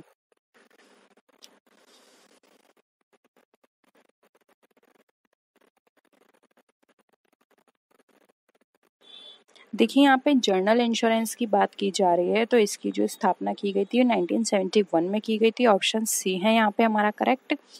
नेक्स्ट आइए, लाइफ इंश्योरेंस पॉलिसी का जो कॉरपोरेशन है, लाइफ इंश्योरेंस कॉरपोरेशन, वो हमारा इस्टेब्लिश किया गया और ये किस तरह काम करता है? ये गवर्नमेंट कंपनी है, होल्डिंग है, पब्लिक है या सब्सिडरी है?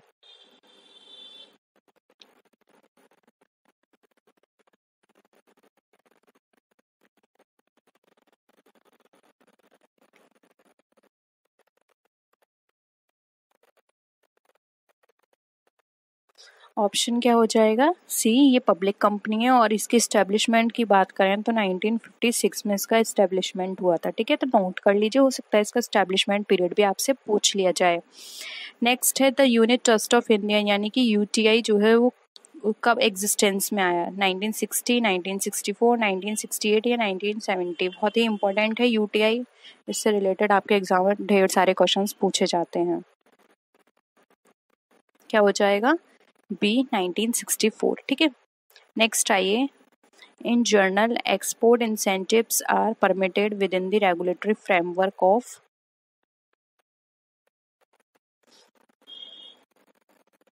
जो भी हमारे एक्सपोर्ट इंसेंटिव्स होते हैं वो किसके द्वारा परमिट किए जाते हैं? देखिए, एक्सपोर्ट की बात की जा रही है तो WTO होगा, जो कि है वर्ल्ड ट्रेड ऑर्गेनाइजेशन, जो कि 1995 में आया था और इंडिया इसका क्या था? फाउंडर मेंबर था इंडिया इसका। और ये जो संस्था है वो जितने भी इंटरनेशनल ट्रेड होते हैं उनको रेगुलेट और उनको कंट्रोल करने का काम करती है। ठीक है, नेक्स्ट आइए। The political, commercial and natural risk of exporters. अब जो भी एक्सपोर्टर के जो राजनीतिक और जो भी प्राकृतिक रिस्क होते हैं उनको कौन कंट्रोल करता है या किसके अंदर आते हैं, वो कवर किए जाते हैं?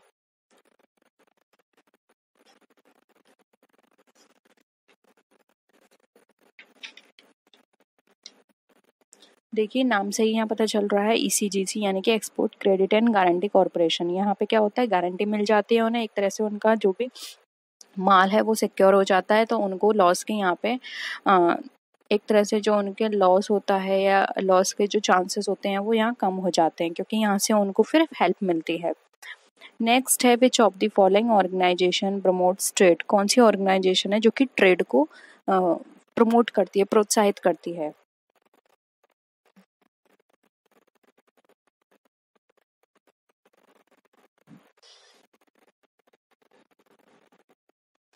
देखिए, यहाँ पर हम बात करें ये सारी ही ट्रेड को प्रोत्साहित करेंगी तो डी हो जाएगा। यहाँ पे STC होता है हमारा, स्टेट ट्रेड कॉरपोरेशन। इसकी स्थापना हुई थी, नोट कर लीजिए, 18 मई 1956 में।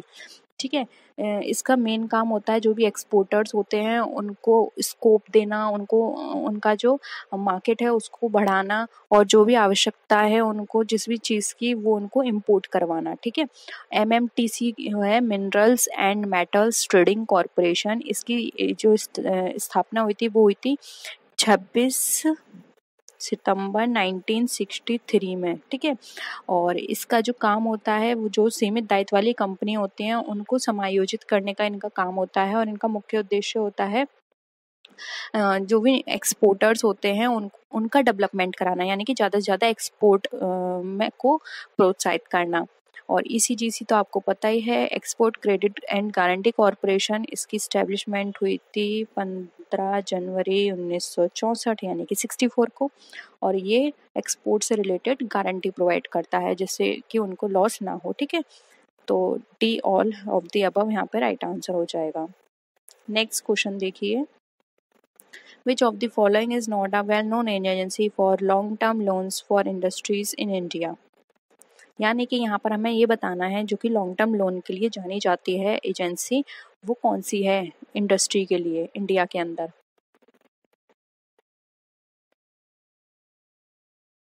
देखिए, यहाँ पे हाईलाइट हो रहा है इंडिया। ठीक है, और वो ये पूछा है कौन सी नहीं है, तो यहाँ पर हम बात करें तो बी राइट आंसर हो जाएगा, क्योंकि IMF हमारी वर्ल्ड लेवल पे काम करती है, इंडिया में प्रोवाइड नहीं है। ये तो सभी कंट्री के लिए है, सिर्फ हम इंडिया नहीं कह सकते, जबकि IDBI, IFCI और SFC ये इंडिया के लिए काम करती हैं। और अगर हम बात करें वर्ल्ड लेवल पर तो IMF है, इसलिए ऑप्शन बी यहाँ पे हमारा राइट आंसर हो जाएगा। ठीक है, देखिए क्वेश्चन लेते हैं। Declaration of solvency of the company by the directors is necessary in case of. अब डायरेक्टर के द्वारा अगर ये डिक्लेयर किया जा रहा है सॉल्वेंसी के लिए कि कंपनी सॉल्वेंट है, तो वो किस कारण होगा? कंपलसरी वाइंडिंग अप पे, मेंबर्स वॉलंटरी वाइंडिंग अप पे, क्रेडिटर्स वॉलंटरी वाइंडिंग अप पे, या फिर ऑल ऑफ द अबव? बताइए।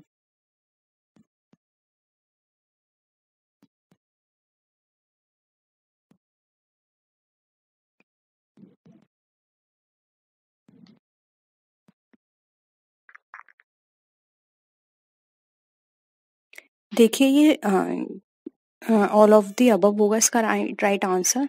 Compulsory winding up, member voluntary winding up या क्रेडिट वॉलंटरी वाइंडिंग अप, कुछ भी हो सकता है। हर कंडीशन में ये एक डिक्लेरेशन देनी होगी डायरेक्टर को कि हमारी कंपनी ने सब जितने भी पे थे वो सब, जितने भी डेट या लाइबिलिटीज थी सब पे कर दी हैं, अब कंपनी के ऊपर कोई भी लाइबिलिटी नहीं है और अब कंपनी सॉल्वेंट है। ठीक है, तो यहाँ पर ये डिक्लेरेशन के बाद वो अपना वाइंडिंग अप कर सकते हैं, फिर वो वॉलेंट्री हो, कंपल्सरी हो या फिर किसी मेंबर का हो। ठीक है, तो यहाँ पे क्या हो जाएगा, ऑप्शन डी।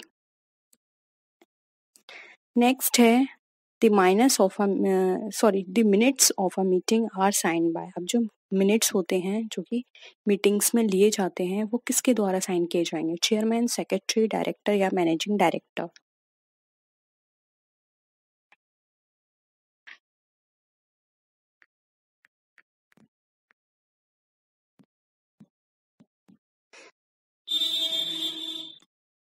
करिए आंसर।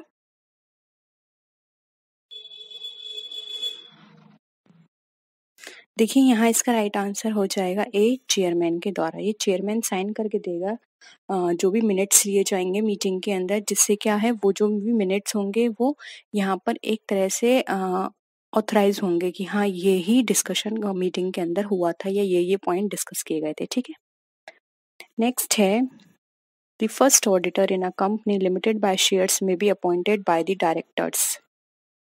बताइए, जो फर्स्ट ऑडिटर है कंपनी का, कंपनी लिमिटेड बाय शेयर्स का, वो किसके द्वारा अपॉइंट किया जाएगा।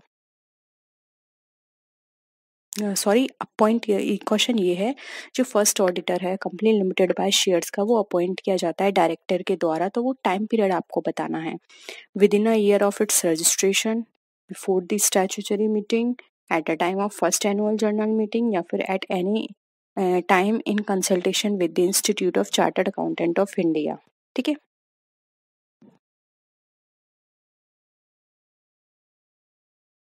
क्या हो जाएगा आंसर।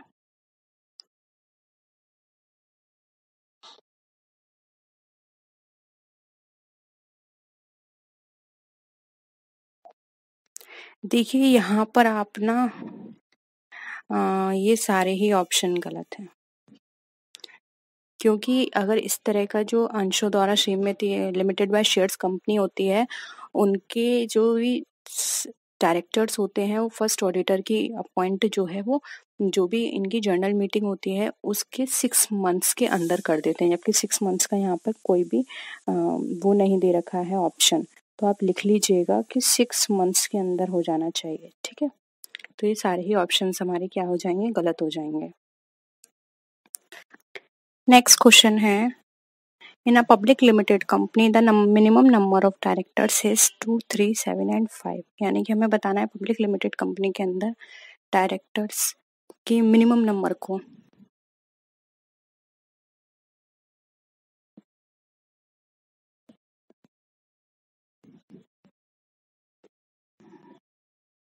बताइए।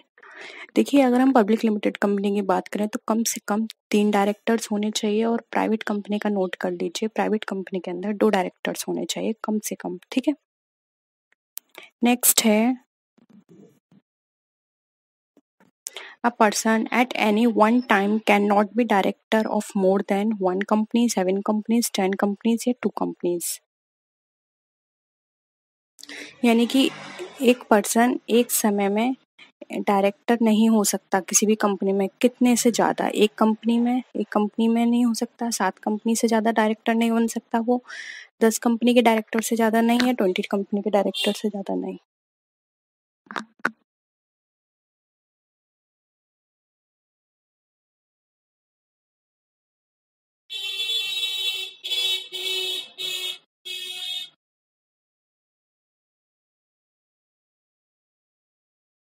देखिए राइट आंसर हो जाएगा डी, एक पर्सन एक समय में 20 कंपनियों से ज़्यादा का डायरेक्टर नहीं बन सकता, और अगर वो ज़्यादा का डायरेक्टर है तो उनको उन सारी कंपनियों में से किसी 20 कंपनियों को चुनना होगा, और ये टाइम पीरियड जो है वो 2 माह है, यानी कि 2 महीने के अंदर उसे सेलेक्ट करनी होंगे कि कौन सी वो 20 कंपनी में बन रह सकता है। 20 से ज़्यादा वो किसी भी कंपनी में एक टाइम पर नहीं रह सकता डायरेक्टर। ठीक है, नेक्स्ट है which section of the Companies Amendment Act 1988 provides for the punishment for failure to maintain the register of director shareholding? यानी कि आपको ये बताना है कौन सी धारा के अंतर्गत जो डायरेक्टर है उसकी जो शेयर होल्डिंग्स है वो उसको रजिस्टर शेयर होल्डिंग का जो रजिस्टर है उसको बनाए रखने का में अगर वो विफल होता है या फेल होता है तो किस में उसको पनिशमेंट मिलेगा।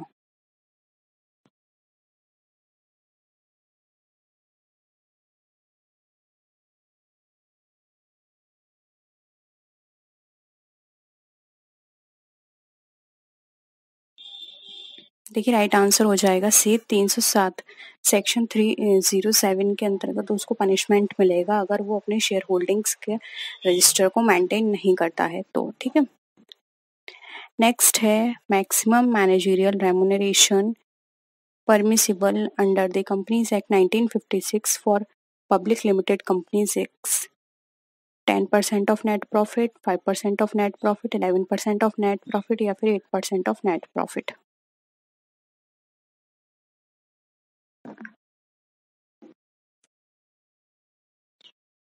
बताइए।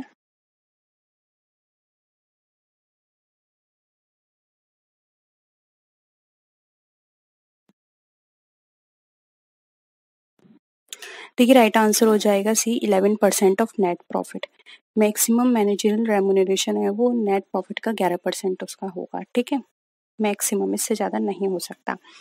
नेक्स्ट है directors need not retire in public enterprise, cooperative enterprise, public company या फिर प्राइवेट कंपनी।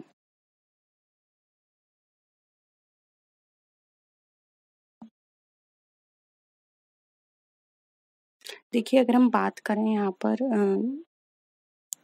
डायरेक्टर की रिटायरमेंट की तो प्राइवेट कंपनी के अंदर उसको रिटायर होना वहाँ पे ज़रूरी नहीं है। ठीक है, आवश्यक नहीं है। बाकी में उसका एक पर्टिकुलर टाइम के बाद उसको रिटायर होना होगा।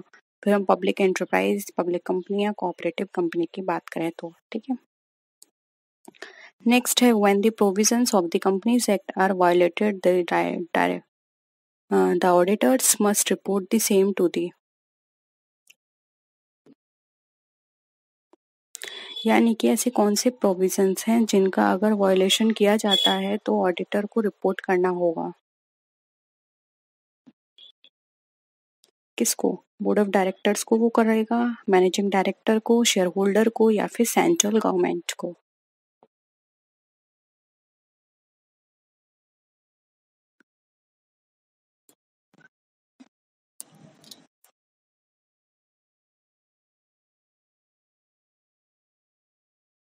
देखिए जब कभी भी कंपनीज एक्ट के अकॉर्डिंग अगर कोई भी वायलेशन किया जाता है तो एक ऑडिटर को इसकी रिपोर्ट बोर्ड ऑफ डायरेक्टर्स को देनी होगी, ये उसकी ड्यूटी है। ठीक है, तो ऑप्शन ए यहाँ पे राइट आंसर हो जाएगा। नेक्स्ट है casual vacancy of a director is filled by the following board of directors, central government, share holders in general meeting या फिर रजिस्ट्रार ऑफ कंपनीज।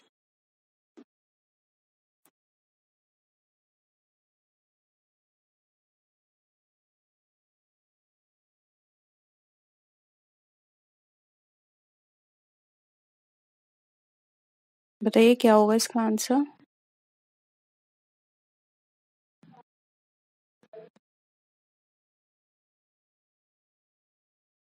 देखिए फर्स्ट हो जाएगा, अगर कोई भी कैजुअल वैकेंसी होती है डायरेक्टर की तो फिल की जाएगी बोर्ड ऑफ डायरेक्टर्स के द्वारा। ठीक है, ये लोग इनको राइट होगा कि वो इसके ऊपर कोई भी डिसीजन लें कि हाँ इस पोस्ट पर किसको रखना है।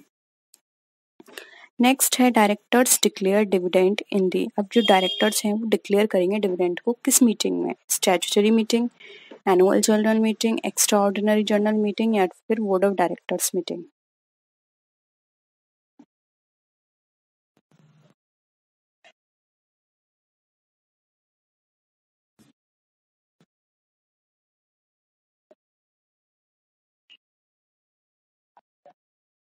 देखिए ये की जाएगी एनुअल जनरल मीटिंग में, और जब भी एनुअल जनरल मीटिंग कंडक्ट की जाएगी तो 21 डेज पहले इसकी इन्फॉर्मेशन दी जाएगी कि हाँ इस पर्टिकुलर डेट पे हम एनुअल जनरल मीटिंग कंडक्ट कर रहे हैं।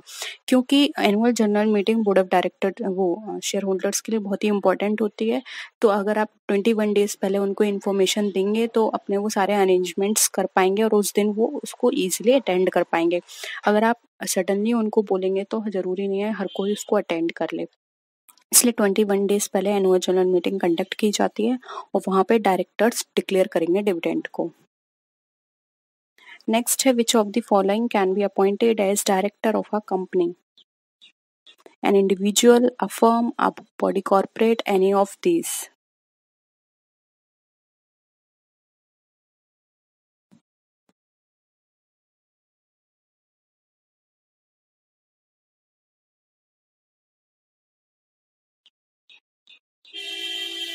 क्या हो जाएगा इसका आंसर?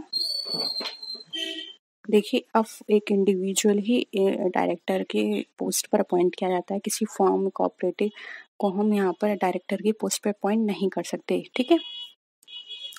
नेक्स्ट है qualification shares as prescribed by. अब ये किसके द्वारा प्रिस्क्राइब किए जाते हैं? कभी पढ़े हैं आपने क्वालिफिकेशन शेयर?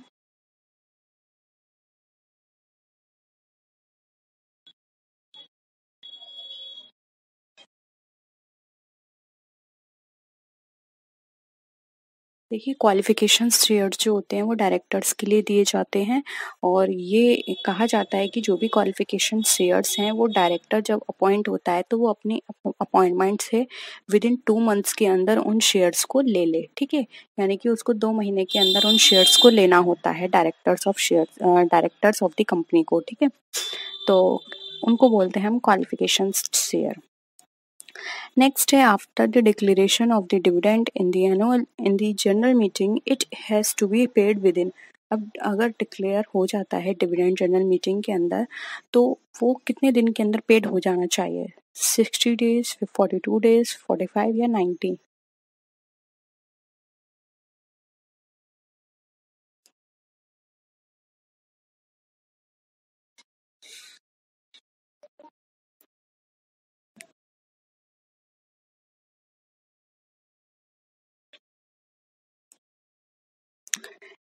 क्या होगा आंसर?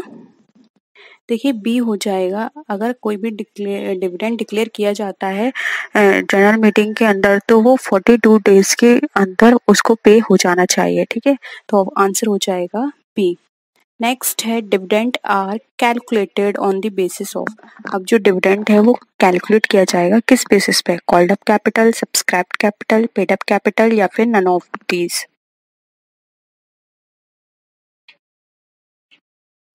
बताइए किस बेसिस पे हम डिविडेंड को कैलकुलेट करते हैं? देखिए डिविडेंड हमेशा पे किया जाता है पेड अप कैपिटल पर, यानी कि जितना उन्होंने पेड कर दिया है कैपिटल उसके बेसिस पर। कॉल्ड अप जरूरी नहीं है हर कोई आपको दे दे, या सब्सक्राइब वालों को जरूरी नहीं है जिसने सब्सक्राइब किया है सबको। हाँ अगर जिसने पेमेंट कर दिया है सारी कॉल्स का यानी पेड अप कैपिटल पर ही आप डिविडेंड प्रोवाइड करेंगे, ठीक है। नेक्स्ट है calls in advance is shown separately on the following. अब कॉल्स इन एडवांस जो है वो सेपरेटली कहाँ दिखाया जाता है? Liability side of the balance sheet, asset side of the balance sheet, debit side of the P&L account या फिर credit side of the P&L account? बताइए।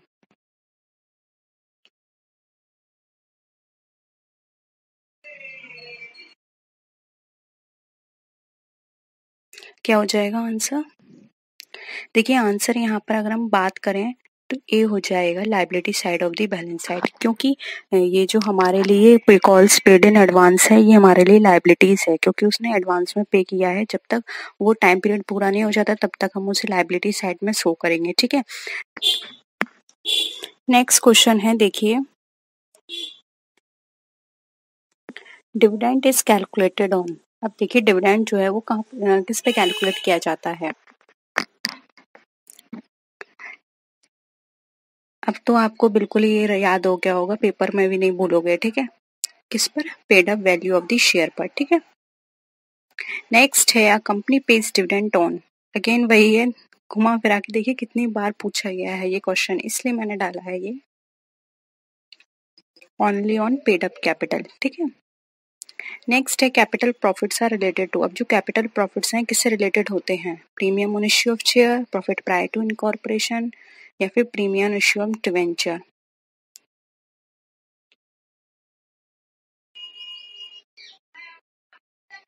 देखिए यहाँ पर अगर हम बात करें राइट आंसर की तो डी हो जाएगा, ऑल ऑफ द अबव, क्योंकि देखिए ये भी हमारे कैपिटल का पार्ट है, ये भी कैपिटल का पार्ट है, एंड ये भी, ये सब हमारे कैपिटल के पार्ट है। और अगर कैपिटल के ऊपर कोई भी हमें प्रॉफिट मिल रहा है तो कैपिटल प्रॉफिट में कंसिडर किया जाएगा, ठीक है। तो ऑल ऑफ द अबव हमारा राइट आंसर हो जाएगा।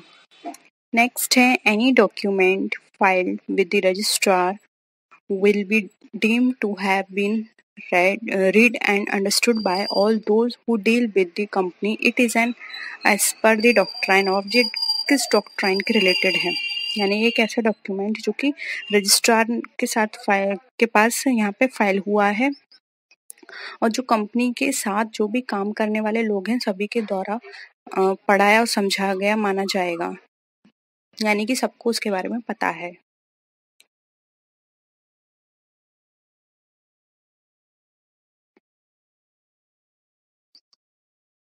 देखिए इसको बोलते हैं कंस्ट्रक्टिव नोटिस। कंस्ट्रक्टिव नोटिस एक ऐसा नोटिस होता है जिसमें रजिस्ट्रार को ये दिया जाता है और इसमें ये एज्यूम किया जाता है कि कंपनी का जो भी मेंबर है वो सब इस के बारे में, इस नोटिस के बारे में जानता है, ठीक है। सभी को इसके बारे में सारी चीज़ें कंपनी से रिलेटेड पता हैं, ठीक है। अभी हम इन सब के बारे में पढ़ेंगे, indoor management, public notice and ultra vires, ठीक है। देखिए अगेन आ गया the principle of constructive notice protest. क्या प्रोटेस्ट करता है? Outsider against company, company against outsider, directors against share holder, या एम्प्लॉयज अगेंस्ट मैनेजमेंट।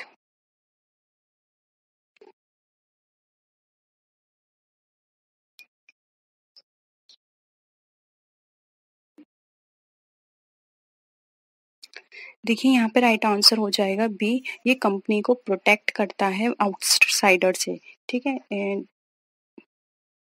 क्योंकि कंपनी को सब चीज़ें पता हैं तो कोई भी आउटसाइडर जो है कंपनी या कंपनी के एम्प्लॉय को किसी भी तरह से पागल नहीं बना सकता या फिर उनको कोई गलत इन्फॉर्मेशन नहीं दे सकता। उनको सारी चीज़ें अपनी कंपनी की पता है तो पहले से वो अवेयर रहेंगे आउटसाइडर से, ठीक है। नेक्स्ट है the doctrine of indoor management provides protection to. अब जो डॉक्ट्राइन ऑफ इंडोर मैनेजमेंट है वो कौन सी प्रोटेक्शन हमें प्रोवाइड करता है? किसको? बोर्ड ऑफ डायरेक्टर्स को देता है, शेयर होल्डर्स को, मैनेजिंग डायरेक्टर्स को, या फिर आउटसाइडर को?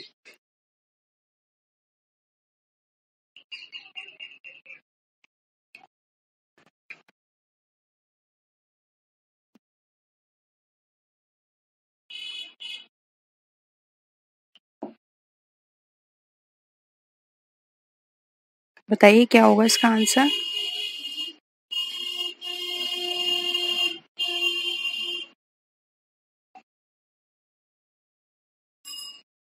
देखिए जो इंडोर मैनेजमेंट होता है ये हमें बाहर वालों को सुरक्षा देता है। अभी मैंने पढ़ा था कंस्ट्रक्टिव।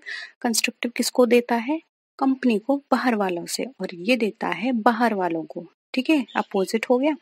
ये देता है आउटसाइडर को प्रोटेक्शन, तो डी हो जाएगा इसका आंसर। नेक्स्ट है rules and regulation regarding internal management of a company are given in the. अब कंपनी के रिगार्डिंग जो भी रूल्स एंड रेगुलेशंस होते हैं वो किस में दिए जाते हैं? Articles of association, articles of memorandum, prospectus, या फिर statement in lieu of prospectus. बताइए।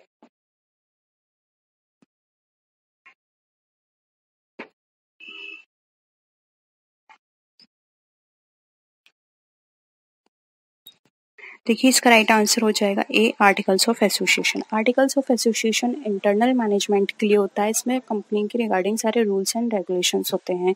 और अगर हम बात करें मेमोरेंडम ऑफ एसोसिएशन तो वो आउटसाइडर के लिए होता है। इसमें कंपनी के बारे में, कंपनी की पॉलिसी, कंपनी के मिशन विजन, कंपनी की डिक्लेयर पॉलिसी, इन सब चीज़ के बारे में इसमें मेंशन होता है, ठीक है। प्रोस्पेक्टस और स्टेटमेंट ऑन लिeu ये अलग चीज़ है। इसमें प्रोस्पेक्टस में कंपनी के बारे में होता है, कंपनी में कौन कौन बोर्ड ऑफ डायरेक्टर्स हैं, कंपनी में कौन कौन लोग हैं, कंपनी के बारे में पूरी चीज़ दी होती है, ठीक है। ऑप्शंस क्या हो जाएगा इसमें? ए।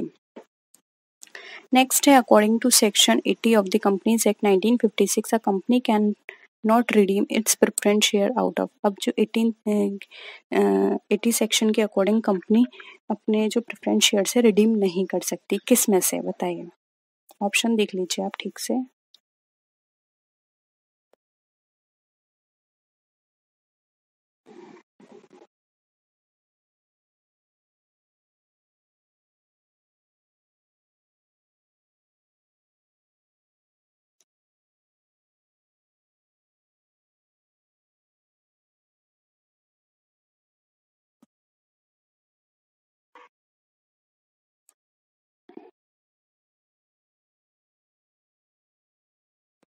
देखिए राइट आंसर हो जाएगा D, out of sale proceeds of fix assets.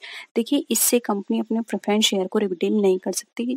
जो भी हमारे फिक्स असेट्स की जो सेल प्रोसीड्स हैं उससे हम सिर्फ अपने जो हमारे हम बात करें कैपिटल चीज़ें होती हैं उनसे हम जो हमारे कैपिटल एक्सपेंडिचर्स होते हैं उनकी हम सारी यहाँ से कर सकते हैं, ठीक है, राइट ऑफ कर सकते हैं या फिर यहाँ से सारे खर्चे कर सकते हैं। लेकिन अगर हम प्रेफरेंस शेयर्स की बात करें तो वो यहाँ से रिडीम नहीं होते हैं। ये हमारी क्या है, पूंजीगत प्राप्तियां हैं, इनसे अंशों का शोधन नहीं किया जाता है। नेक्स्ट देखिए, a company secretary has liability. अब एक कंपनी सेक्रेटरी की किस तरह की लायबिलिटी होती है, कॉन्ट्रेक्चुअल होती है, स्टैट्यूटरी, ओनली लीगल या फिर वो सॉरी सिविल, और बोथ स्टैट्यूटरी और कॉन्ट्रेक्चुअल। किस तरह की लायबिलिटी एक कंपनी सेक्रेटरी की होगी।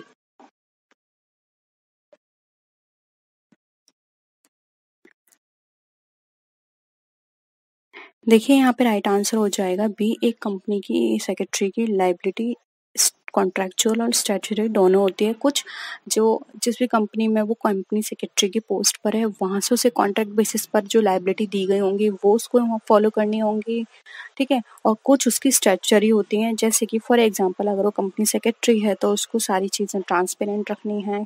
भले ही वो उस कंपनी ने अपॉइंट किया है, वो उसे सैलरी दे रही है, लेकिन फिर भी उसको बायस नहीं होना है। ये कुछ चीज़ें ऐसी होती हैं जो कि कॉन्ट्रेक्चुअल और स्टैट्यूटरी दोनों बेसिस पर काम करती हैं, इसलिए उसकी जो लायबिलिटी होती है दोनों बेसिस पे चलती है, ठीक है। The demand curve for a product will shift towards shift outwards to the right. यानी कि इस क्वेश्चन में ये पूछा जा रहा है कि जब भी हमारा डिमांड कर्व बनता है किसी प्रोडक्ट का तो उसका जो कर्व होता है वो राइट साइड बाहर की ओर निकलता है। वो कब निकलेगा, जब प्राइस हमारे जो सब्सिट्यूट गुड है उसका प्राइस बढ़ जाएंगे, कंज्यूमर की इनकम कम हो जाएगी, कंज्यूमर एक्सपेक्ट करेगा कि फ्यूचर में प्राइस गिरें, या फिर the price of the product itself fall, या फिर जो खुद उस प्राइस का प्रोडक्ट का जो प्राइस है वो गिर जाएगा। बताइए।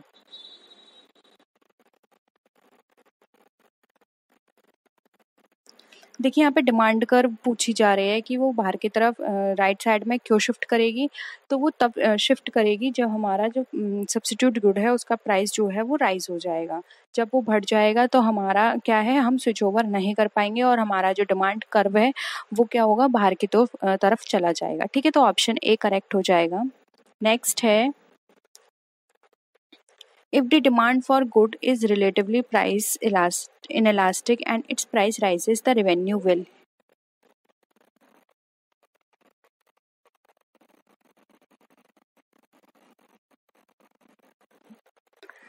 इस क्वेश्चन में ये पूछा जा रहा है कि जब भी किसी भी गुड की जो डिमांड है वो रिलेटिवली होती है प्राइस इनलास्टिक, यानी कि प्राइस की क्या होती है, अपोजिट होती है, तो उस प्राइस और उसका प्राइस बढ़ता है तो रेवेन्यू क्या रहेगा उसका।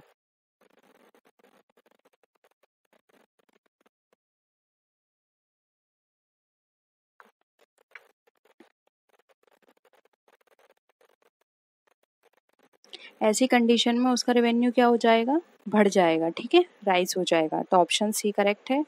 नेक्स्ट है, which of the following option is not an example of market failure.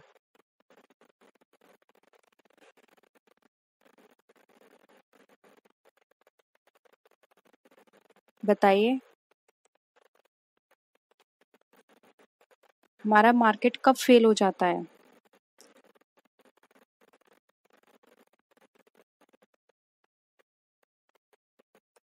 देखिए इसमें से नॉट पूछा जा रहा है, तो जो हमारा जो मेरिट गुड है वो फेल हो जाएगा बनने में, तो ये तो कंडीशन सही है। और जो पब्लिक गुड है वो भी प्रोड्यूस करने में फेल होगा, ये भी सही है, क्योंकि मार्केट में गुड ही नहीं होगा तो फिर उस मार्केट का पर्पस ही क्या रहा। और जो हमारा मैक्सिमाइज प्रॉफिट है वो भी अर्न नहीं होगा, ये भी सही है। जबकि इसमें नॉट पूछा है तो ऑप्शन डी हो जाएगा, जो हमारा एक जो अकाउंट है, सॉरी इसमें नॉट पूछा है, ठीक है। तो ये भी सही है कि जो हमारी जो एक्सटर्नलिटीज हैं वो भी फेल हो जाएंगी। लेकिन यहाँ पे नॉट नहीं पूछा है तो ये हो जाएगा ऑप्शन सी, ये हमारा मार्केट फील्ड का काम नहीं है। जरूरी नहीं है कि आप उस मार्केट से सिर्फ प्रॉफिट ही अर्न करें, ठीक है। अगर आप पैरेलल बेसिस पर भी उतना ही रेवेन्यू जनरेट करते हैं तब भी हमारा मार्केट सक्सेस है। सिर्फ प्रॉफिट करने से हमारा मार्केट सक्सेस नहीं होगा, ठीक है। तो मार्केट फेलर की बात की जा रही है तो ये ऑप्शन मार्केट फेलर के लिए बिल्कुल भी सुटेबल नहीं है, तो ऑप्शन सी करेक्ट हो जाएगा, ठीक है।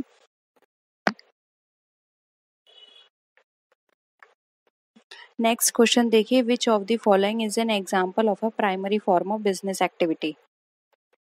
Hair dressing, automobile production, banking या फॉरेस्ट्री? तो देखिए फॉरेस्ट्री जो है वो हमारी पहली प्राथमिक गतिविधि नहीं होगी, जबकि hair dressing, automobile production, banking ये सब फर्स्ट हमारे जो फर्स्ट हम प्राइमरी एक्टिविटी में हम लिस्ट बनाते हैं उसमें कंसिडर की जाती हैं। फॉरेस्ट्री नहीं होगा, ऑप्शन डी राइट आंसर है, ये सेकेंडरी का पार्ट है, ठीक है। नेक्स्ट आइए, the price of goods will tend to rise if?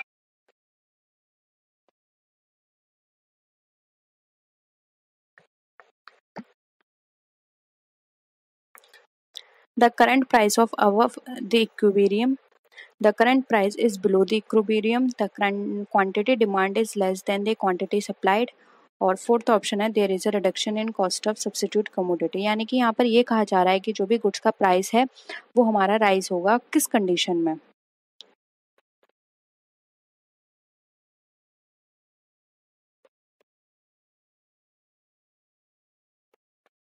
देखिए अगर हमारा गुड्स का प्राइस राइज होने की बात कर रहा है तो वो हमारा इंक्रीज हो जाएगा जब हमारा जो करंट प्राइस है वो इक्विलिब्रियम के नीचे होगा, ठीक है, अब बिलो द इक्विलिब्रियम पॉइंट, ठीक है। तो ऑप्शन बी यहाँ पे हमारा राइट आंसर हो जाएगा। नेक्स्ट क्वेश्चन है, productivity is measured by the growth on output of a firm, the growth on profit of a firm, total output upon total input, और फोर्थ है हमारा total amount of investment in capital goods।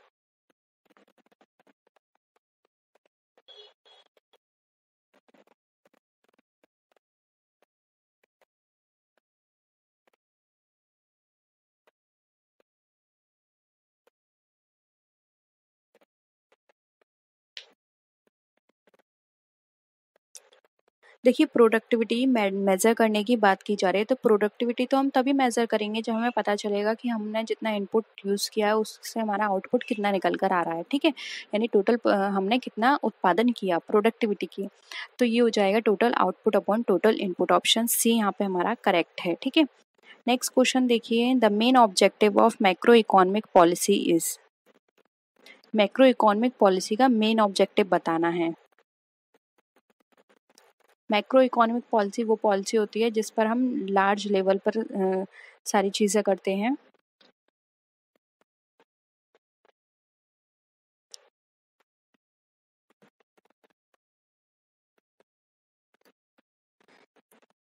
देखिए D correct होगा, क्योंकि यहाँ पे large level पे employment की बात कर रहे हैं, इन्फ्लेशन कम करने की बात कर रहे हैं, और ग्रोथ रेट को स्टेबल करने की बात कर रहे हैं, सेटिस्फैक्ट्री रेट की बात कर रहे हैं कि हमारा ग्रोथ रेट अच्छा हो। तो ये सारे ही हमारे मैक्रो इकोनॉमिक पॉलिसी के ऑब्जेक्टिव्स हैं, तो डी यहाँ पे करेक्ट होगा हमारा। नेक्स्ट है, who was the first argued that the purpose of business was to make profit?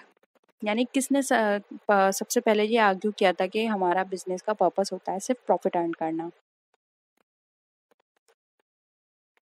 Any idea?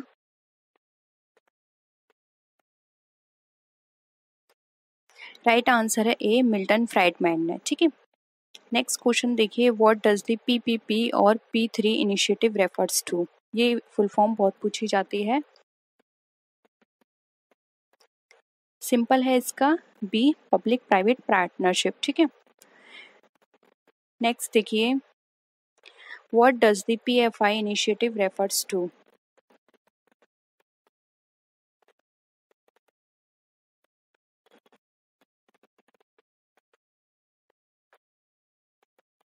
PFI का क्या मतलब होता है? पीएफआई का मतलब होता है प्राइवेट फाइनेंस इनिशिएटिव, ठीक है, तो ऑप्शन ए करेक्ट है। नेक्स्ट देखिए, the term late industrialisation refers to, यानी कि लेट इंडस्ट्रियलाइजेशन से क्या मतलब होता है? डिले करना इंडस्ट्रियलाइजेशन को,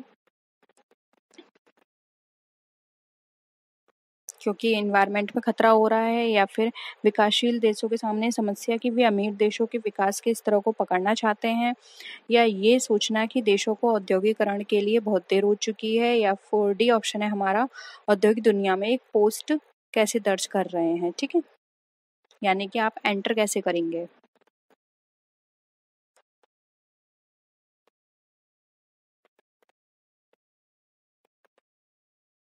देखिए, लेट इंडस्ट्रियलाइजेशन का मतलब होता है कि आप कुछ कंट्रियों ने ये सोचती हैं कि उन्होंने इंडस्ट्रियलाइजेशन यानी ग्लोबल मार्केट में एंटर करने में उन्होंने देरी कर दी है, ठीक है, तो ऑप्शन सी करेक्ट है। नेक्स्ट क्वेश्चन देखिए, which of the following economic is regarded as having developed the theory of comparative advantage. कितनी बार क्वेश्चन आया है?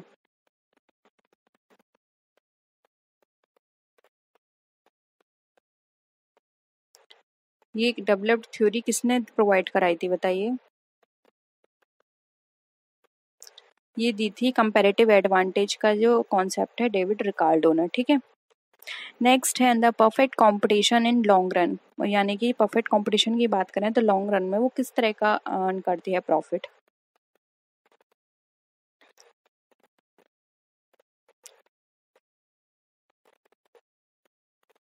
देखिए, परफेक्ट कंपटीशन की बात करें तो ये लॉन्ग रन में नॉर्मल प्रॉफिट अर्न करती हैं, ठीक है, तो ऑप्शन ए यहाँ पे हमारा करेक्ट है। नेक्स्ट देखिए, national income at market prices is equal to, अब जो नेशनल इनकम है मार्केट प्राइस पर, वो इक्वल किसके बराबर होगी?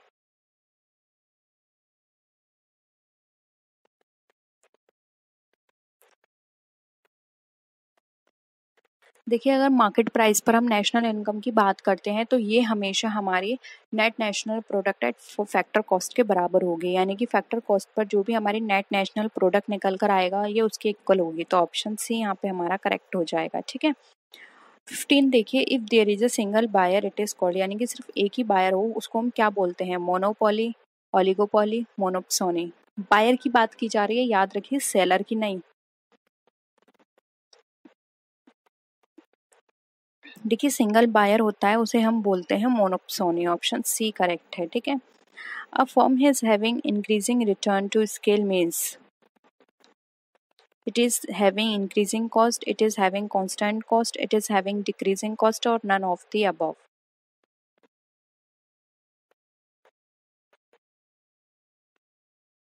यानी कि अगर कोई भी फर्म पैमाने पर उसका रिटर्न बढ़ रहा है तो उसको हम क्या बोलेंगे? इसका मतलब है कि जो उसकी जो कॉस्ट है वो डिक्रीज हो रही है, ठीक है, ऑप्शन सी यहाँ पे करेक्ट है। नेक्स्ट है, production can be measured in terms of which of the following.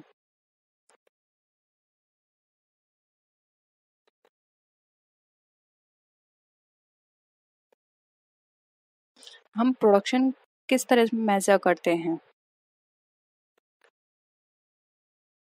D हो जाएगा, टोटल बेसिस पर भी कर सकते हैं, मार्जिनल बेसिस पर भी और एवरेज बेसिस पर भी, कोई भी हम मेथड लेकर अपने प्रोडक्शन को कैलकुलेट कर सकते हैं, टोटल हमारा कितना प्रोडक्शन हो रहा है, ठीक है।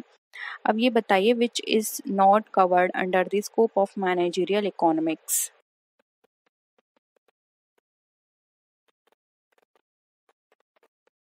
मैनेजरियल इकोनॉमिक के पार्ट की बात करें यहाँ पर देखिए तो अकाउंटिंग थ्योरी नहीं आती, मैनेजमेंट में हमारे प्रॉफिट आ जाएगा, प्राइसिंग की बात करेंगे, प्रोडक्शन की बात करेंगे, इसलिए बी यहाँ पर करेक्ट हो जाएगा। नेक्स्ट है, demand analysis includes, demand analysis में क्या क्या चीज़ों को इंक्लूड किया जाता है?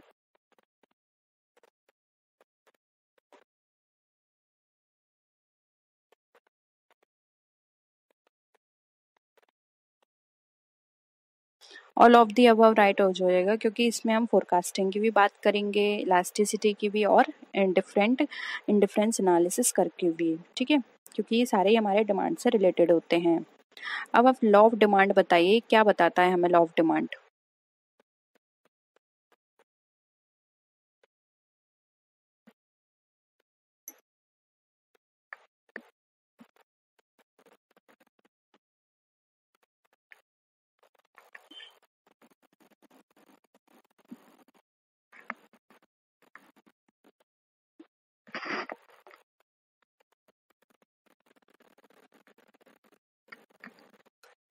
देखिए राइट आंसर हो जाएगा यहाँ पे सी। लॉ ऑफ डिमांड के अंदर हम प्राइस और डिमांड की बात करते हैं, यानी कि प्राइस बढ़ेंगे तो डिमांड हमारी कम हो जाएगी और प्राइस कम होंगे तो हमारी डिमांड बढ़ जाएगी। ठीक है, इनवर्स रिलेशनशिप होता है इसके इन दोनों के बीच में। नेक्स्ट है which one of these is an exception to the law of demand, बताइए। डेमोन्स्ट्रेशन इफेक्ट गुड्स, गिवन goods, future scarcity of goods या फिर all of the above.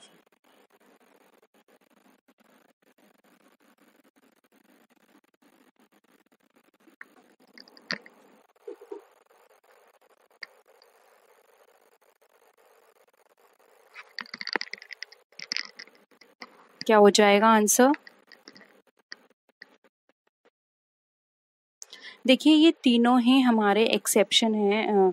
Given goods की बात कर लें, फ्यूचर स्कार्सिटी की बात कर लें या फिर डेमोन्स्ट्रेशन की बात कर लें। ठीक है, यानी कि जो हमारा डिमांड लॉ बताता है ये उसके रिवर्स बात करते हैं। ये कहते हैं कि नहीं, ऐसा कुछ भी नहीं है कि डिमांड बढ़ेगी तो हमारे प्राइस भी वो डिमांड अगर बढ़ रही है तो ये प्राइस कम होने के कारण है, ऐसा बिल्कुल भी नहीं है। कभी कभी ऐसा होता है कि प्राइस बढ़ते हैं तो डिमांड भी बढ़ती है। ठीक है, तो ये बिल्कुल अलग बात बताते हैं। ठीक है, नेक्स्ट है elasticity of demand is based on which of the following factors। अब आपको यहाँ पे ये बताना है कि डिमांड जो है elasticity ऑफ डिमांड उस पर कौन कौन से फैक्टर बेस्ड होते हैं।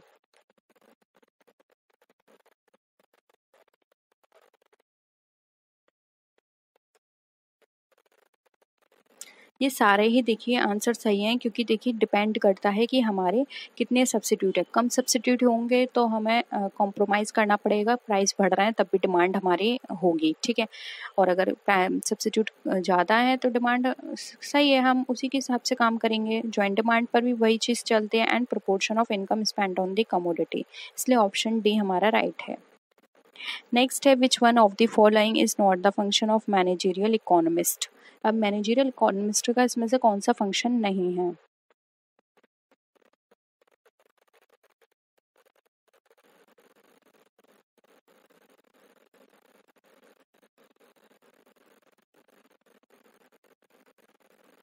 देखिए एक मैनेजरियल इकोनॉमिस्ट की बात करें तो वो एनालाइजिंग पे काम करेगा, कंट्रोलिंग पे, प्लानिंग पे काम करेगा, लेकिन वो इंटरेस्ट को डिटरमाइन करने की बात नहीं करेगा। ठीक है, तो ऑप्शन यहाँ पे कौन सा हो जाएगा हमारा? बी हो जाएगा राइट आंसर। ठीक है, नेक्स्ट देखिए विच one is not a type of demand. अब इसमें से कौन सा एक टाइप नहीं है डिमांड की? प्राइस, डिप्राइव्ड, सप्लाई या ज्वाइंट।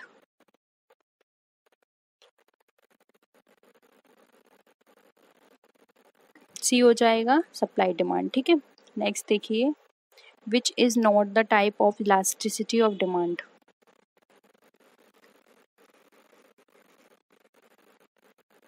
देखिए टाइप्स ऑफ में बात करें तो प्राइस होती है, इनकम के बेसिस पर होती है, एडवर्टाइजमेंट के, लेकिन सप्लाई के बेसिस पर नहीं होती है डिमांड। तो ऑप्शन सी यहाँ पे करेक्ट हो जाएगा। तो ये थे हमारे क्वेश्चंस। होप यहाँ पे आपको सारे क्वेश्चंस क्लियर हुए होंगे। किसी भी तरह का डाउट हो तो ज़रूर बताइएगा।